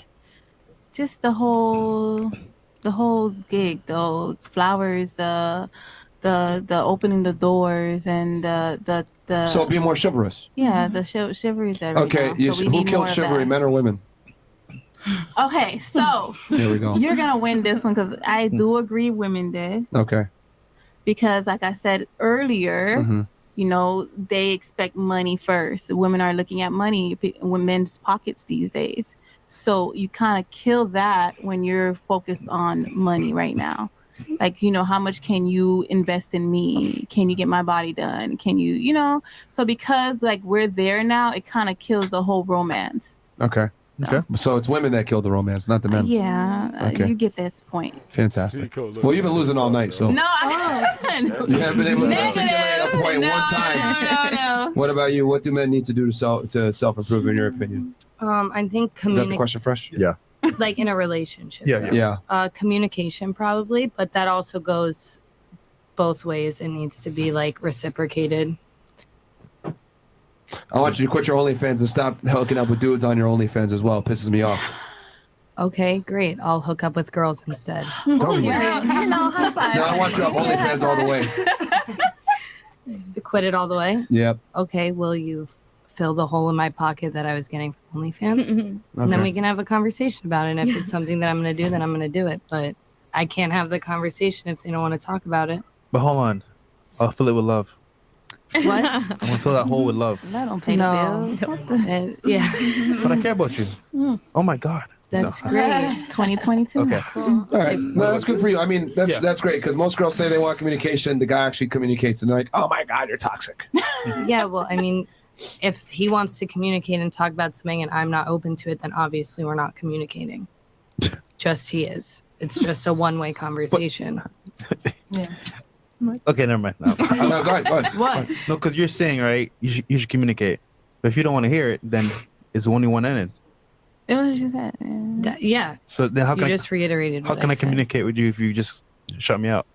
Well, you can't, but I'm saying it can't go the other way Okay, you either. can't. So you can't communicate. So then we can't communicate then. No, but if I want to communicate and you don't want to talk about it, then it's the guy. It could be either way. It's like a two-way thing, communication, talking and being open about it. Okay. All right. How can men improve in relationships for you? I would say the same as she did. That is, they should heal from the past, their trauma, so they won't bring it back to their new relationships. How do you think we should heal that trauma? Going to therapy. Right. Okay. Do you think therapy is effective for men? I think so. Yeah. Do you guys know any men who have effectively been at therapy? My brother. Yes. Yes. Yeah. Okay. I've one question for you. Who hurt you? Who hurt you? I had an ex, yeah, and he was very toxic, so. I can see the pain in your eyes. All right, let's peel this back. How was he? Can you please tell us how he was toxic? So, he brought his religion too much to our relationship, trying to What was the religion? make, Catholic. Okay. Catholic. Yeah, and he tries to, like, I feel like I'm a person that it's very ongoing, and he used to be very shy, so he used to like tell me, don't wear this, don't try to go out, don't do this, and That's toxic? yeah, for me it's toxic. What did you wanted to be outside and he wanted you to stay home? He didn't want me to even dance when there was the music. No like, dancing? No, he didn't let. That's why I love asking girls this stuff when they when they say, "Oh, I'm toxic or insecure." I love to ask them how so. And honestly, that doesn't sound toxic to me. That sounds like having boundaries and not wanting his girl to be a slut. He was a man of God. Like, ladies, why is it like I find it amazing how girls get in a relationship with a guy. The guy puts in boundaries. I don't want you to dress a certain way. I don't want you to go to the club. I don't want you to do certain behaviors. Go to therapy. That might hurt our relationship because I'm the one that's providing for you, loving for you, willing to die for you, right? Yet you want to go out and advertise yourself to other men, but that's considered toxic. But at the same time, you expect me to, bust my ass, become an attractive man. We already established now that men self-improve more than women do. Let's be honest, Okay, right? Because we have to become a complete package. When I asked you guys how do women self-improve, all of you were stuck at get looks versus I had to name a bunch of different things men have to do. So why is it like so toxic for him to protect his girlfriend? But it's not Hold on, protecting. let her answer. It's not protecting. He's like not letting me like do normal things. I feel like I don't. Is dress, it normal to go to the club when you're in a relationship with a man? Yeah. But with him, he didn't even like. We went to the clubs and he didn't even let me dance. Like with him. So that's what I'm telling. Controlling. That's kind of weird. That's controlling? Yeah. Yeah, it's controlling. Who does that? That's kind of weird. It is Getting down to weird. that, that's kind of weird. Yo, I'm not feeling this thing right now because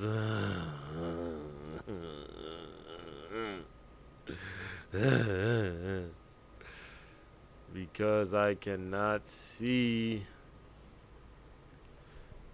the it's messing up. Sheesh, man. The lip service is off. So that's kind of where I'm at with that. All right, let me see who's online.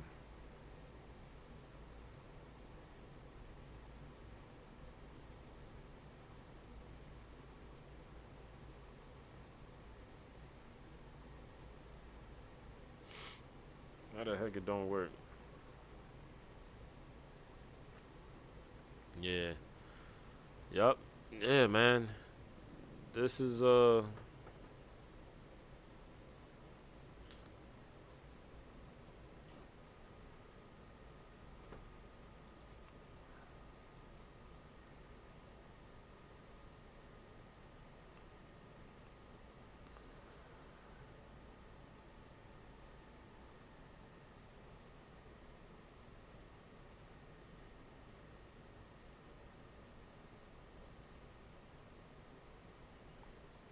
but not when it comes to body counts. Yes, they are, dude. So you telling me you would fuck with a hoe? You telling me from where we used to live, homie? Where we used to live, all right? Oh, let me ask you this. Because listen, bro, I fucking hate to say, I hate to say this. All right? I hate to say this to you, Drew, but would you wife and date Pancake? Let me know, bro. Knowing the whole history of where we was living in our whole block and the motherfucker that's running around getting dick down doing all this craziness to other motherfuckers jumping from dick to dick to dick to dick to dick, you would have married and wifed her? Huh? I don't know if you I just want to know, bro. I want to know.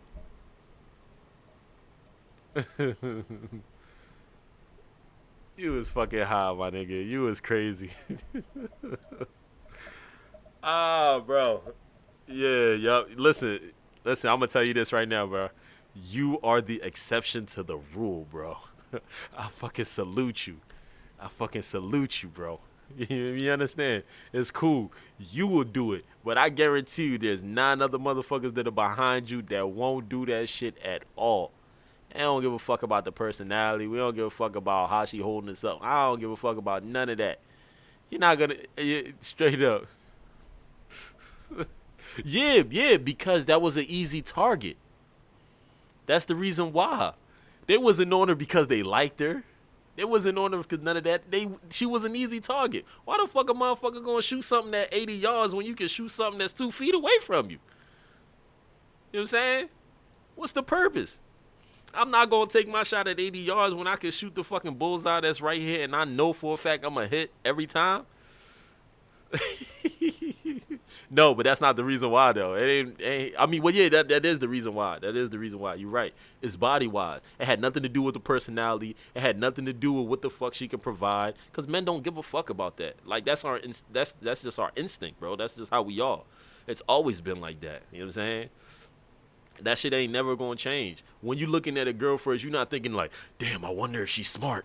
Damn, let me go talk to her. She looks smart. The first thing you see is the body. You see the looks. You be like, damn, dog, that girl's sexy. Let me go talk to her. And then if you're whatever type of man you are, that's where you start to maneuver and you get into that. Oh, damn, she's smart. That's what I really like. Oh, damn, she a go-getter. That's what I really like. Oh, dang, that's what she do. But other than that, the first thing you're looking at as a man is the looks. You ain't gonna be talking to no fat. I'm pretty sure there was a whole bunch of ugly fat bitches on the block that we used to live on, nigga. And who was pulling them? Nobody. Now, a motherfucker ain't getting no pussy or is real slow, and he be like, damn, dog, this bitch ain't getting no play. I'm gonna go hit that. All right, yeah, they'll do that. You have some people. I'm pretty sure we know people that have taken L's for the team. The reason why they take L's for the team is because they ain't had shit else going on for them. But if a nigga has shit going for him, he not taking no elbow at all. Hell no.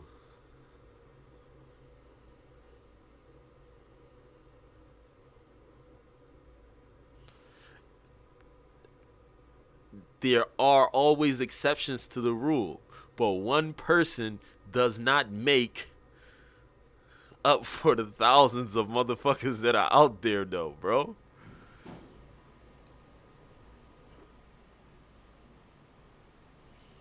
If she wasn't a hoe, I would. Because then I would be like, I'll probably, listen, here's my thing. I probably wouldn't even, in the beginning, I probably wouldn't even pay her no mind. You know what I'm saying? Because she ain't had nobody. She would have already lost out. I don't pay her no mind. But if I would have been talking to her and I'm like, damn, dog, she cool. Damn, she's always in solitude, meaning that she ain't always hanging around nobody. She ain't always doing that. She always in the crib working out. What was that girl name? Damn, what was that other girl name that Trev like? I forgot her name. Damn.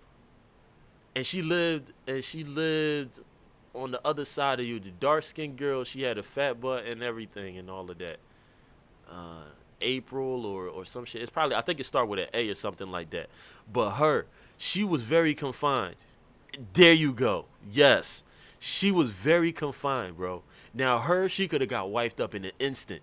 She only came around and hang with people. She didn't smoke. She didn't drink. She ain't do none of that shit. Go home, come the fuck back. Come outside, hang with the niggas on the block, go the fuck home. Barely fucked with anybody.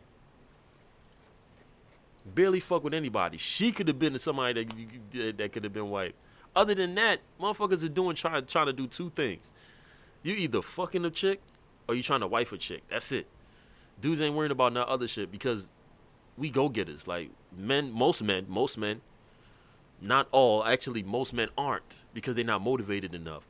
But some men are go-getters. We already gonna get our bag. We already gonna get our money. We already know where our mindset and our future is trying to go. So all we need is a chick that's actually gonna be loyal and preserved to only us. That's it. We don't need shit else. Yeah, we might slip out and go fuck with a hoe. Yeah, why not?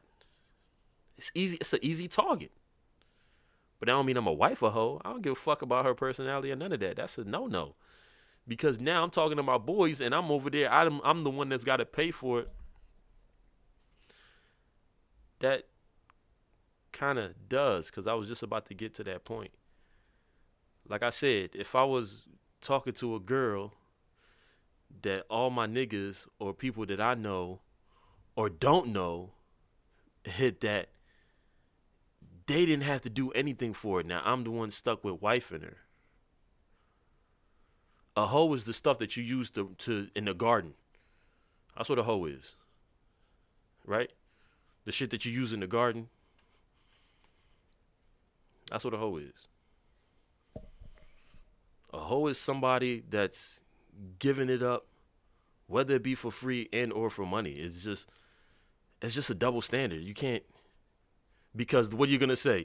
Oh, men are hoes too? No, men can't be hoes because men got to fucking work and they got to go hard to get just that one pussy. It ain't easy. Not that many niggas running around here fucking. You might know somebody. Yeah, you know somebody. How many people out of those people that one person that you know and the 50 or the 60 other niggas that you know that won't do it? Yeah, men can be hoes, but men cannot be hoes. Actually, you can't even define a man as a hoe because he had to work hard for it. He had to work hard for it. He can fuck as many bitches as he want.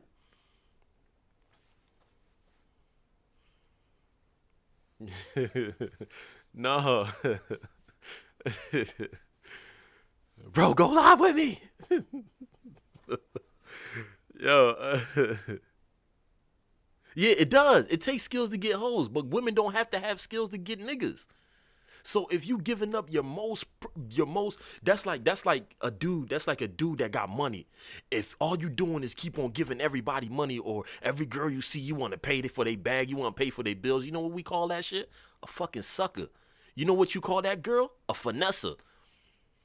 She gets praised for that. Like, damn, dog, you got all these niggas buying you shit, and you ain't even got to give them the pussy? That's a double standard. So when you got a nigga like, yo, you fucking all these bitches, and you ain't got it, and you going ham like that, you are a hoe maker, bro.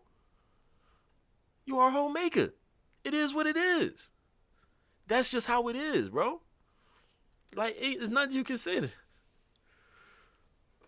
Shit, bro, and I keep telling you, you are the exception to the rule. You are the most intelligent exception to the rule, bro. And that's crazy because I have a boy that works at my job and shit. He just got locked up recently. I mean, free him. I ain't gonna say his name, but he just got locked up every day, bro. I'm telling you, I could put this on my life. I should have been recording this shit, but I ain't want to expose the girls that he was with. Every day, this nigga had a different bitch. And when I'm saying that, this motherfucker was fucking them yo, let me show you this new girl that I got and shit. She sending them ass pictures, pussy pictures, titty pictures. I'm looking at all this shit. I'm like, yo, how the fuck are you bagging all these bitches on Instagram? He said, man, they be looking at my page and they like that shit. And I'm talking about every day he was fucking a new chick. That's an exception. But there's 1, 2, 3, 4, 5, 6 of us in there. 7 guys in there. And none of us ain't getting ass like that. We got to put in work. He's the exception to the rule. So you might be the exception to the rule too. That's not a problem. Ain't nothing wrong with that, dog. If you the exception, you the exception. But you can't put your exception onto the whole generality. Like, motherfuckers is out here really struggling to get pussy. Like, yeah, just like Andre said, it takes skill to get hoes. It's not easy. You got to learn how to talk to them. You got to either have money. You got to be able to master it. No, it's not lies, bro. This is false one of these days. I gotta go live with you. We gonna set up a podcast like, yo, bro, I'm here. I got the whole setup already. I got another headphones. I got the mic and everything. I can set the camera up.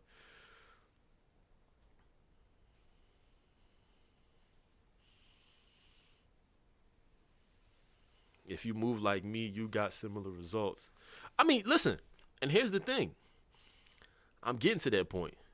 I'm pretty sure you got a bag. You're not the most handsome niggas. A lot of bitches probably won't fuck with you, but you got probably wordplay. I know most women probably don't even look. Some do, some probably don't. But it's some other things that you have in play that is getting you to that point. You understand? Some men don't have that. Some men don't know how to talk to women. Some men don't know how to make them laugh. Some men don't know how to, approach them. And most that don't have that, the only thing that I can tell you is get your money up. Hit the gym, get built, get big. So that way they can, oh, damn. This nigga looking like Hulk. Let me go talk to him real quick. That type of shit. That's the only way. But other than that, the average Joe is not bagging bitches like that, bro. He's not. No way. He's no way he's bagging bitches like that. He's working his ass off to get just that one chick that he's already taken out on like 5, 6, 7 dates. Because I've been in that position, bro. I ain't the cutest nigga. My features and everything that I have now is actually starting to build more that I'm getting older. When I was a young boy, dog, I was skinny and black as a motherfucker. No bitches was looking my way. Yes, I was still bagging bitches. Yes, I probably, out of like 10 chicks that I tried to hit, I probably get one for like, probably be able to fuck her for like 2-3 months and shit like that. And she probably wasn't even the best on the top of the totem pole. She probably was like second to the bottom. You know what I'm saying? I did what I had to do. It's hard as shit getting pussy. The bitches that I did want, I couldn't catch them. No matter how much I talked to them, no matter how much I was praising with them, no matter if they would always go for the other niggas that ain't had shit or was talking down to them or one that hit them, smack them, do all this craziness because they probably had more confidence. I wasn't confident in myself like that. So that shit it always hindered me. Now I'm at the point now where I got the money and I'm more confident in myself and I value myself more and I got standards. Oh, bitches is always looking my way. That's why you need to go live with me. You saying I'm saying two different things. Are the two different things in the same lane, but I'm just contradicting myself? Or are you saying they're two different things as far as like being in two different lanes? You know, because you're saying if I move like you get, I think you meant you get similar results. The girl said you too picky. Choose the ladies that choose you. The girl said you too picky. Choose the ladies that choose you. No, that's only if I don't have the options. But see, if I make myself more high class, I don't have to choose anything. The girls are going to automatically choose me. I don't have to do anything. I just have to keep doing what I have to do. Build my wealth, build my health. Once I do that, then I'm not the chaser no more. I'm the one that's getting chased. That's just how I want it to be. I'm tired of being the runner. Like it's not a marathon. I ain't got time for that. But now, with the thing with that is being a chaser, especially when you up at that value, is that now you don't know if the girls are either there for you or they're there for your money. I'm getting there, bro. Trust me. I'm getting there. I wouldn't be doing podcasts. I wouldn't be doing these live streams and these talks and everything like that if I wasn't getting up on that level. Don't think I'm just a bum ass nigga running around here and just, these girls ain't giving me no chance. I'm not complaining at all. I'm just saying what it is for a lot of motherfuckers that are out there. I mean, because like I said, I'm understanding this shit now to a point where I know how to move. I know how to build my wealth. I know how to build my health. I know how to get strong. I already know what to do now. You know what I'm saying? It took me a very long time to be able to move like that. It's not saying that I wasn't always like that because my head was always in the clouds. You see me. I was always ambitious, always running around trying to make money, always grinding, always on my music shit. But I always started slacking and getting lazy at certain points. Every time I start fucking with a chick, I got lazy because I get too comfortable with them. I let them start to depict my mindset. I was thinking everything was 50-50. I wasn't only trying to be a leader, but also trying to give them the option to be able to lead. And all of that did was fuck me up. What you laughing at? All that did was fuck me up, bro. That's all it did. You know what I'm saying? So now I'm at a point where I'm way better. I'm way better. I'm moving exactly how I need to move. That's why I stay quiet and I move with patience and I grind the way I have to. Because once I hit the goals that I need to, that I've been setting, and I keep on moving, I promise you, man, trust me. You probably will barely see me on these type of shit, you know? Main thing is trying to do is just help everybody else be able to build their wealth, because I'm just starting to understand all of that. And I love the energy, man. I really love the energy and the shit that's going on, because it's really, it really does help, man. So podcasts like this, I'm not looking to them to be triggering or to argue with motherfuckers or anything like that. I'm actually doing that because, like, yo, they're fucking speaking truth. They're not just talking out their ass. They're really speaking truth. And it's not like they're doing it to try to make motherfuckers mad. It's just they're giving you the uncomfortable truth.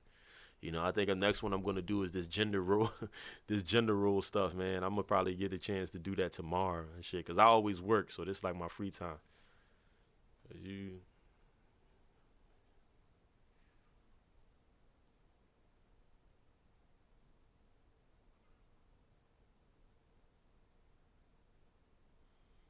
You said two different things, because you said you got bitches, but you wasn't a hoe. I mean, like I told you, men can't be hoes because you have to do so much in order to get that. You have to build, you have to work hard in order to do that. That's just a double standard. Like, bro, you can't. Women, just like I said before, I thought I gave you the comparison. A nigga that's giving away his money to girls without getting any pussy is called a sucker. That girl that's taking the money and not giving her pussy, she's a finesser. That's a champion right there. That's a double standard. So a dude that's fucking a whole bunch of chicks can't be a hoe, because he has to have or do certain things in order to be able to become like that. That doesn't make him a hoe. That's a double standard. If anything, he's a hoe maker, because he's running around fucking bitches and he's not even, and those girls can't even commit to him. And now you just got another notch on your body. And then you got to go to the next nigga and probably get another notch on his body. And then you go to another nigga and then you get another notch on the body. And next thing you know, you fucking 40, 50 years old and shit, got like over 200 bodies on you and shit, and nobody want to commit to you, because every nigga you trying to get in a relationship with now, they know the person you fucked. Why would I wife you up if I know my homies already done hit? And they ain't even do nothing like that. No, we don't do the same thing. We don't do the same thing. It's not the same. It's not the same, bro. It's not. You can't compare the two, because I have to work for my value. I have to work hard to get my shit. Women already have it. So your job is to try to keep that value for the most important man that you can find. That's it. Me, once I get my value, I can choose what I want to do with it, because I had to bust my ass and work hard for it. Let me see if I can find. Let me see if I can find the. Hold on, I'm gonna find this this one quote that they said. Oh no, all right, hold on. I'm about to find it. For you. Hold on, bro. My bad. Let me find it.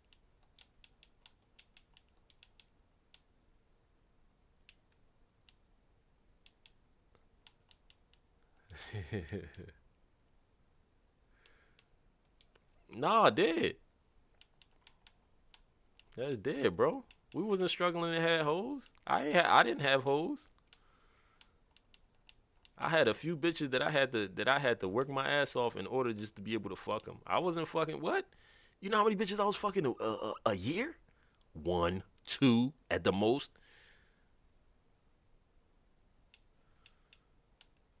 One or two at the most in a year, dog.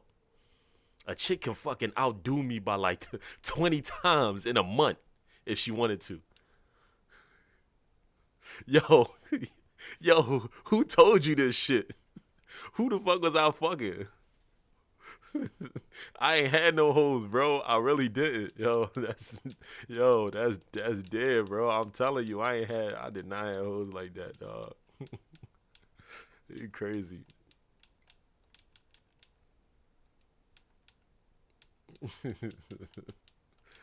You trying to blast me on the internet?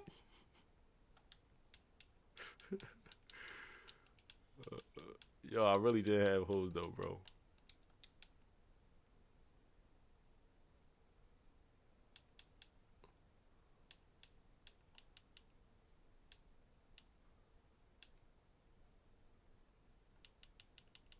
I really did. Hold on, I'm trying to find this joint so you can kind of. I know you you ain't gonna agree anyway, dog.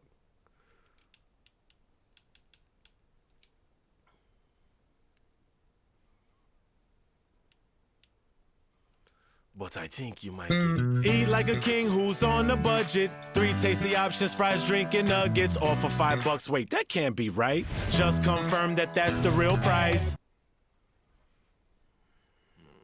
I'm dead up, bro. I did not have bitches like that, my friend.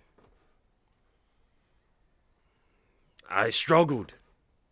Now, if you are talking about now, hey, your boy is on fire, man. I'm on fire, bro.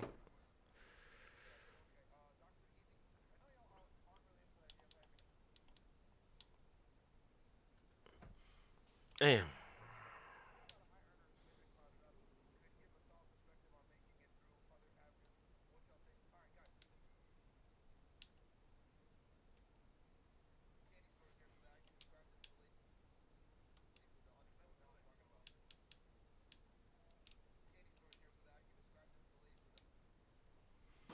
All right. Hold on. I found it. All right. So here it is. Here it is.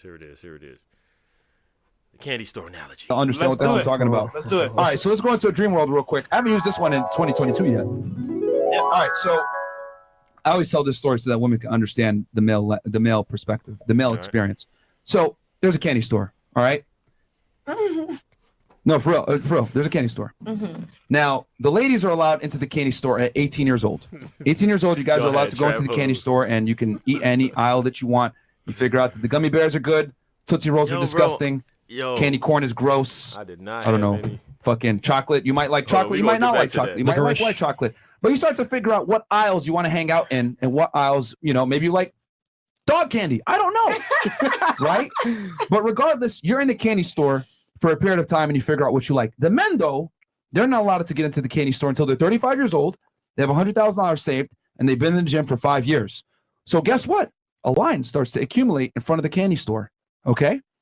So 17 years later, the guys that were allowed, that made the money, that got in shape, right, and waited to 35 years old, now they're allowed into the candy store.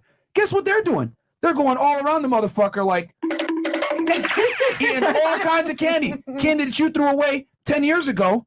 They're eating that shit off the ground. They're going nuts, hanging off the roofs. And then on top of that, the other guys that didn't get into the candy store, they're looking at them like, yeah, bro, you fucking go. Whoa, yeah. They're all excited. And then you pull one of the guys aside, hey, what the fuck? Like, bro, like, yo, what the fuck is wrong with you? Chill. Like, why do you got to eat all the candy? Here's the thing. How the fuck are you going to tell him how many pieces of candy he should eat when you got into the candy store for free? Damn. Wait, okay. And that's what women don't understand because you guys never fought before you ask your question. Women don't understand because privilege is invisible to those that have it. You got into the candy store for free. So you'll never understand the grind it took to get into that candy store to be able to get that candy. That's why women can't fathom cheating or having sex with a lot of girls. Why can't you just be loyal like that dumb bitch that came in early? Loyalty! Loyalty between men and women are two different things. Loyalty for a woman is you don't fuck anybody else because you got into the candy store for free. Me as a man, my loyalty is protecting you and providing for you. If I fuck another bitch, that's not the same. It's not the same whatsoever. We don't play by the same set of rules. We live the world in a different lens. We look at the other sex from a different perspective. A man that got sex with a lot of women is respected. A woman that has sex with a lot of men is admonished. We're not the same. You have some?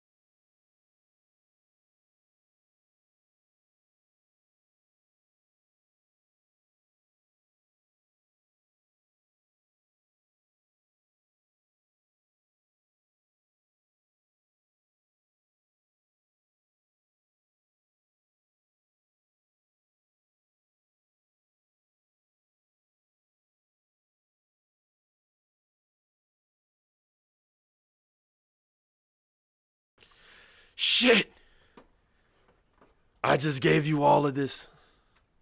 I just gave you all this hot fire. Thank you. I appreciate. I just gave you all this hot fire and I can't even speak it no more. All right, yeah. So the candy is an analogy for the candy represents the men to the women, and then the women to the men. The women at the age of 18 to 25, 24, 28, or something like that. That's your peak value. Meaning that's the time that you can be able to pull. Everybody's looking your way. They all want you and all of that. Your job is to keep your best asset and your best resource under wraps. You're looking, because women are looking for, they looking for security. They're looking for the future. They want a man, for the most part. Ask your woman, would she love you if you were shorter than her? I've asked my woman the same thing. I've even played around and I'm shorter than her. I'm like, yeah, would you love me if I was like this and all of that? She laughed. Fuck no, I couldn't even take you seriously. Like, why the fuck I gotta look down and be kissing you and all of that? They want a man that's taller than them, stronger than them, smarter than them, more ambitious, more money. Why? Because they're the ones that have to they're the ones that have to get pregnant. When they get pregnant, we have to be able to be strong enough, smart enough to be able to provide for them, protect them, and keep them sheltered until they can they can bear our children. That's just the way the world has always been. From the beginning, if you go back to the simplest times, it's always been like that. It's always been like that. So even though you got all this technology and you got all this shit where people can become go-getters and they don't need niggas no more and all of that, it's still the primal instinct. If all the lights, all this shit was gone today, Wi-Fi was gone, the cars don't run no more, EMP strike hit everything, what are we going to do? We're going to go back to our primitive ways. Men are going to have to go hunt and get the food. Women are going to have to stay home, cook and provide for the kids. And then I come back and protect everybody just to make sure everything is good. It's the same. Think about it in the most simplest terms. All right. So as a woman, if you're young and you can be able to get any nigga that you want, your job is not to open your legs and be giving that shit up for free. Or this nigga want to buy you a house, or he want to get you a cell phone, so you fucking him. Oh, this one look cute, he got a nice car and all of that, so I'm gonna fuck him. I'm gonna just be with him. Those guys are me 20 years from now. They had to bust their ass in order to get to that position. Now that they're that position, some of them might be loyal to you. And when I say some, we talking about like this on a grand scale of like, I can't even do it because I don't have no more space. But let's just assume it's like this. All right. But just imagine feats upon feats upon feats upon feats. And when we talking like this, we talking the smallest. Let me just put them together. All right. If you can get small enough to be able to fit through my fingers. All right. That's the sum that are actually out of all those guys that are up there, that are on that status, willing to be loyal to you. But those guys that are up there are me 20 years from now or 10 years from now. Because once I get up to that ladder, I can be the different one and say, hey, listen, I don't want to just be running around fucking bitches. I don't want to do that. I ain't got time for that. I don't want to do that. You know what I want to do? I want to find me a nice young chick. Or I want to find a girl that's going to be loyal to me, that's going to rock out with me and do all of that. But for the most part, most men, they be like, damn, yo, I ain't had no bitches when I was only fucking one bitch a year. One bitch every 2 years. What? I got all this money now. All these girls want to throw pussy at me. I can fuck 5 chicks at one time every day if I wanted to. Oh, hell no. Why the fuck am I just going to stick to one girl? Hell no. Ain't no point. Because I bust my ass and I work to get here. So now that I'm at this position, why the fuck would I be? Hell no. I didn't bust my ass to give you my best years now when you done wasted your best years on another motherfucker that didn't take you seriously and he became your baby daddy. Now I gotta take care of you and a child that's not mine. Like, come on, dog. That's the real deal. So the candy store analogy is true though. I'm an exception because I choose to be. All men can be exceptions. No, they can be exceptions, but why should they have to? When women aren't being exceptions. See, back in the day, women were very respected and men had to be exceptions. Why? Because these women were very traditional. They were virgins and they stayed a virgin all the way until either they're and that's the one thing that they don't do now that, you know, modern day society and all the shit that's going on has taught us. They were virgins and they had to consult with their mom and dad before they even dated somebody. We don't instill those aspects and lifestyles and traditions in our kids anymore. Like, yo, you can come talk to me. You want to get with a boy? You mean bring him to me? Let me talk to him first, and if he's okay with me, I'll let you be with him. And then on top of that, I'm gonna be talking to that nigga like, yo, you can be with my daughter, but no fucking until you what's her name, and then your daughter's comfortable enough to actually abide and listen by that. But if your daughter was running around here fucking all these niggas and all of that, like, how would you feel about that?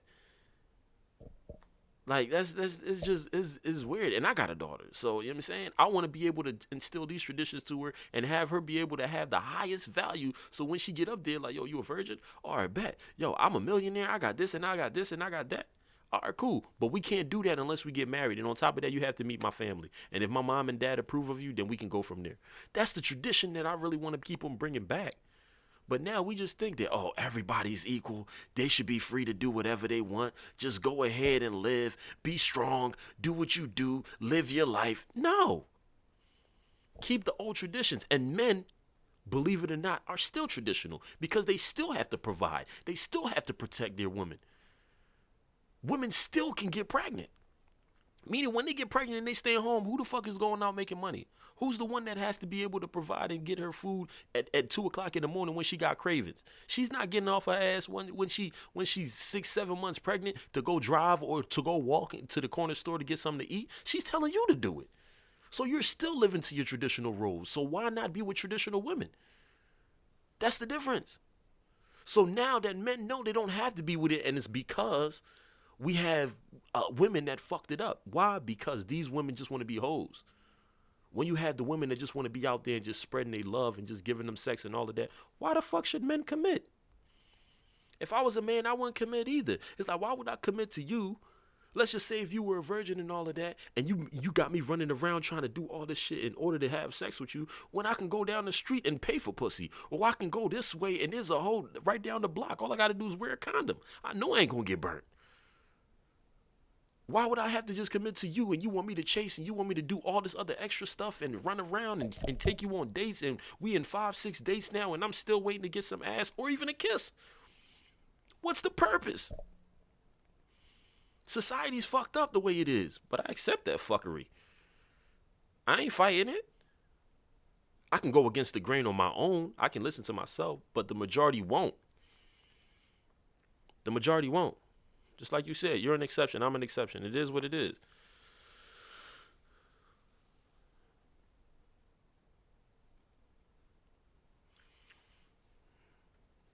My bad. I just got a message.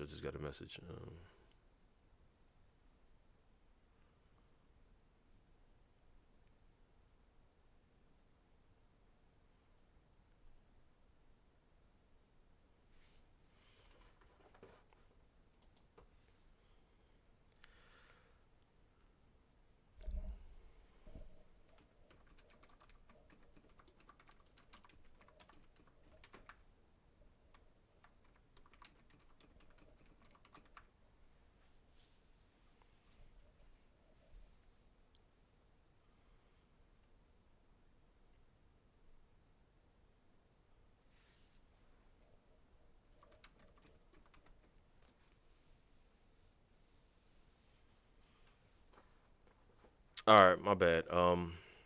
Somebody asked me a question.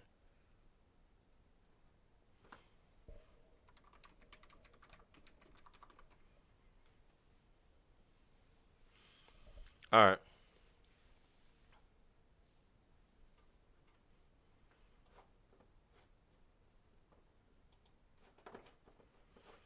All right. I just wanted to answer a question.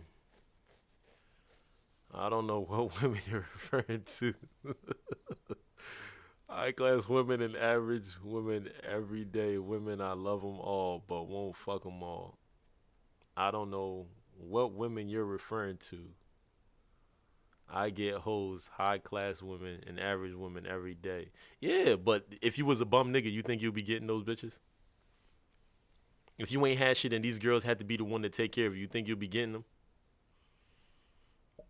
You might not, but that's only because you're making it up for it in different ways. That's all I was waiting for. I was waiting for those 3 letters. I was waiting for those 3 letters, dog. Exactly. You make up for it in different ways. I can understand that. You are a super finesse. Your personality. It's a.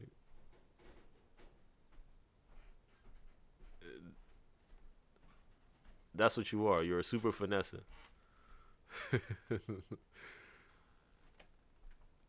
I'll make up for it by being honest and upfront. What? What? Nah, maybe, dog. That's true. That's true. Like I said, you remember the homie that I was talking about? That was the homie that I was talking about. That was I tell him what is that I do. Appreciate it. No, but I'm saying like, if you didn't have any of that though. I mean, because you have shit though, so they're not only looking at you like, yo, because if you was to be like, oh no, yo, I be taking care of my mom, I don't really work or anything like that, I ain't really got that much money and all of that, and I just be showing love to my mom and all that, these bitches ain't flocking to you, bro. They're not even looking your way. No, but that's how you're supposed to be. That's how you're supposed to be. See, you talking about me? You talking about me having hoes when I was younger and all of that, motherfucker. I was lying to my teeth. It was only a few of them that I was keeping it real with, and the ones that I did want to keep it real with, they ain't want to really give me no play anyway, because they're looking at, they had other people, that took over all of that and all of that. So I mean, it is what it is. Okay, all right. So before I get back to you, Drew. Tasia, all right, so you asked me a question.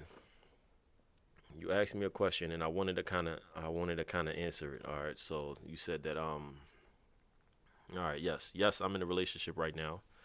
And have I dealt with heartbreak before? I did, but I think out of all the girls that I felt the heartbreak with, the one girl, we barely even got. Like, now I don't know. Hold on, because I'm trying to be as honest with this question as I can.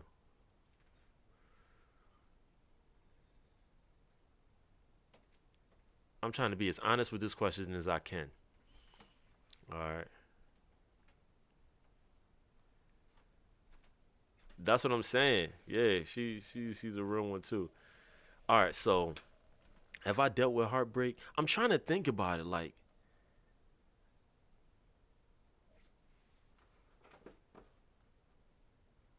I'm trying to think. Like, I didn't really have women that, like, I can necessarily say. I say the relationship I'm in now, I'm in love to a point that it hurts to even try to break up if that was to ever happen. But all my other relationships, I was young and dumb, so I was only ever thinking with my penis. I was never really love in the mix. Like, so like, healing was just one of those things. It's like, that's just another.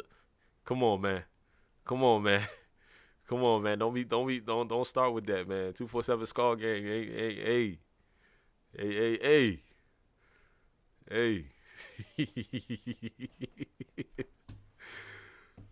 No, hell no, bro. I mean, maybe it was the music. Probably was the music. Like, when the hoes start acting up and shit, you just make a track about it, and then once you finish that last word in that verse and you record it, like, it just goes away. I never really dealt with heartbreak to a point where I, like I felt like I had to heal from it. Like, I was sad, a nigga was crying in his pillow and all of that other stuff. Like, man, listen, Drew will tell you, when it came to, like, them basketball games that we used to play at Germantown, that was a motherfucking heartbreak, dog. The joint when they used to play with Ron G's and all of that, and the team that I was on, we lost like 0. We had like 0-6 for the season. What?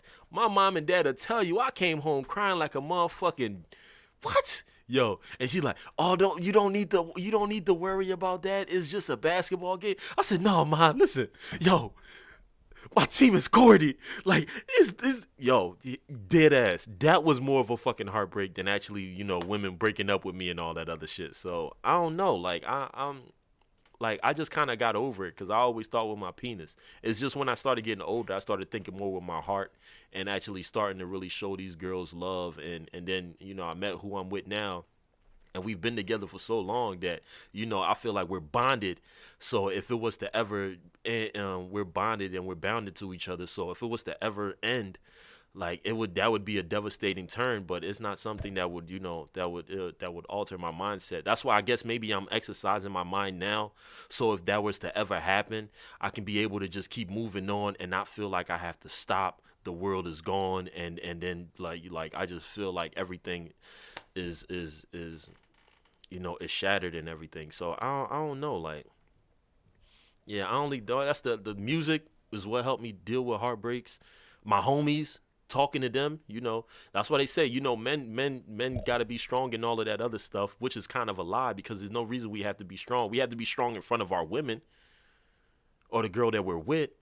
But around our homies, we can be as vulnerable, especially when you got the right homies around you. You can be vulnerable as possible, man. You gotta cry, man. Your homie gonna be there with you. He gonna consult. He gonna confide in you. He gonna talk to you. He gonna let you know what it is that, you know, you might have did wrong, what it is you could have improved on, what it is she did wrong, what it is she could improve on, and you could just go from there and build. So, you know, listen, when you guys are ready to actually do a podcast together, I'm here. I'm 2 hours into this, 2 hours and 16 minutes. I have to go do my Japanese lesson. I have 24 minutes to go do my Japanese lesson.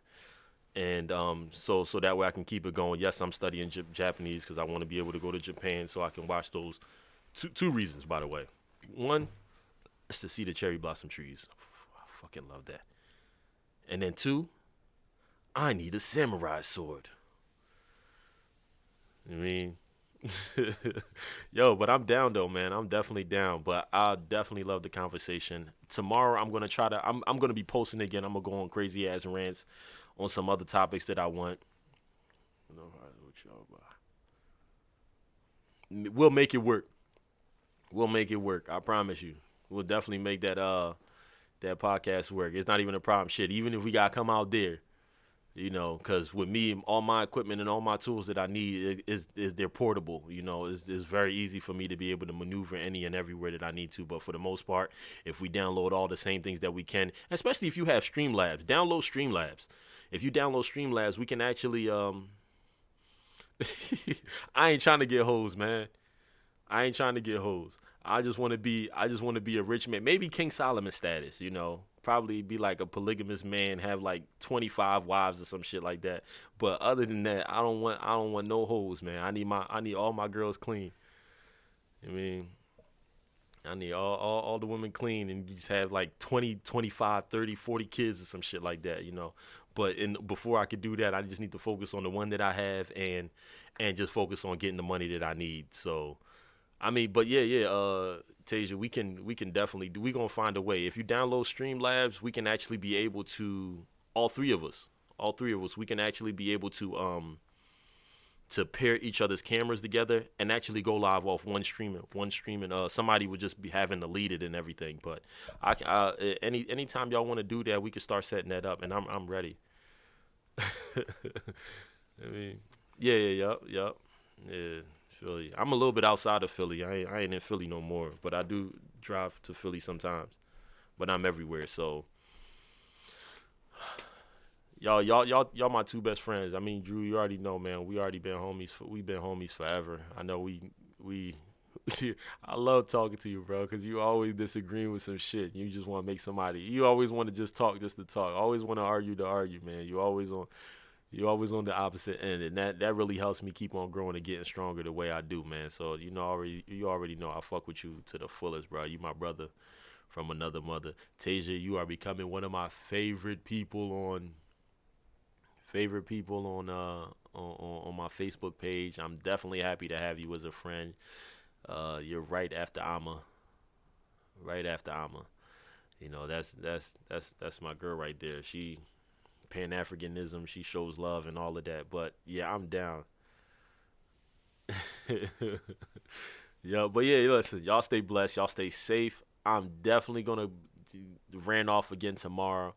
If y'all have a topic, please don't hesitate to put it in the in my send me a message. You know, send me a message. I'll look it up I'll do a little bit of research and all of that because I definitely have some more things to talk about. You know, they talking about like whose responsibility is it. And here's one more thing I'm gonna leave y'all with. Women are the gatekeepers to sex, right? Men are the gatekeepers to relationships. So whose responsibility is it in order to keep the relationship going? Because just like I said before, a dude is gonna bust his ass and he'll do anything for the sex. So once he has sex with the girl, isn't it the girl's job to actually be able to retain the relationship? Or are we still playing this whole political correctness and say, oh, it's both of them? Because I don't think it's both of them. You know, because the woman wasn't the one that wanted to have sex with me. It was me. So I did everything in my power to get that pussy. You know, I got the pussy now. Now what? Now I want to be able to wife you. So you got to show me why I can wife you. Oh, here we go. Here we go. Here we go. Listen, I'm going to need one more person on my team. We ain't going to be playing this 2-on-1 bullshit. I ain't going to be doing that with y'all. I need one more person on my team, man. We ain't going to be doing that. Y'all crazy, yo. It's mutually responsible. It's a mutual responsibility. It's definitely both. I'm already on the losing side. Yeah, because the man wants the sex. The woman wants the relationship. Most men don't want the relationship. They could do without the relationship. If they could just fuck the girl and go about their business, they would do it. Unless she starts giving them value, meaning that she's probably doing stuff that's actually showing him love. Like showing him that she can be a part of whatever the heck he got going on.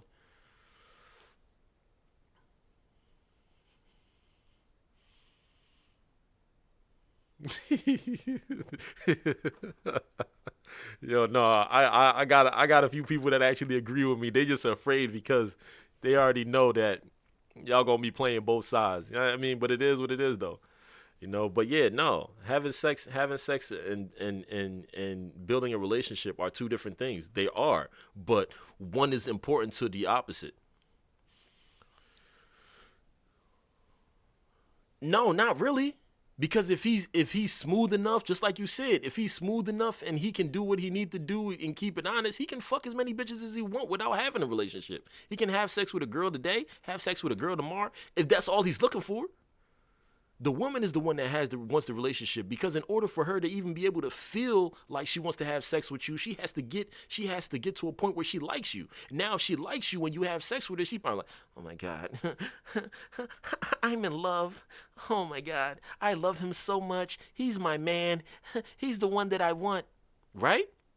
So now she has to show that she wants the relationship. All right, so I'm going to start doing wifey duties. I want him to marry me. I want him to give me kids. I want him to protect me. I want him to provide for me. I want him to do all these things. So in order to do that, I'm going to have to show you now that I want the relationship. But if she's doing the same old things, probably doing the whole tendencies, what do you think he's going to do? As long as he can keep fucking without having a drama, he going to do it. He going to do it. It's just what it is. Yo, let me get off this joint, man. Listen, I have literally 15 minutes. Y'all are crazy, yo. Y'all are crazy. Look at this. I gotta do my Duolingo. Let me see. Is it here? You can't even see it because it's green. Right there.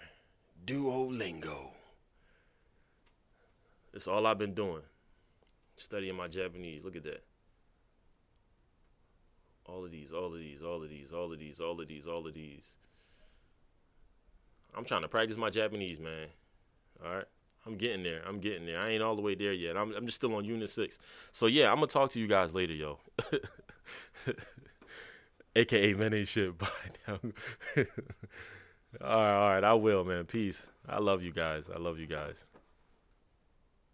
Oh, y'all can watch this full the full video, the full podcast and everything. I'm going to put it up on YouTube. You know, share that, man. Let me just help me be able to keep on building this platform, because if I win, I promise you, y'all gonna win, and we just gonna keep doing this together. Like you said, I would love to have a what's the name with you guys, a podcast, and we could talk about different things, man. I want to talk about marriage and the society and race and all these other things that we could talk about. Some things I know we're gonna agree on, but I guess this one right now is a 2-on-1 discussion. So let it be what it is. All right, peace, y'all.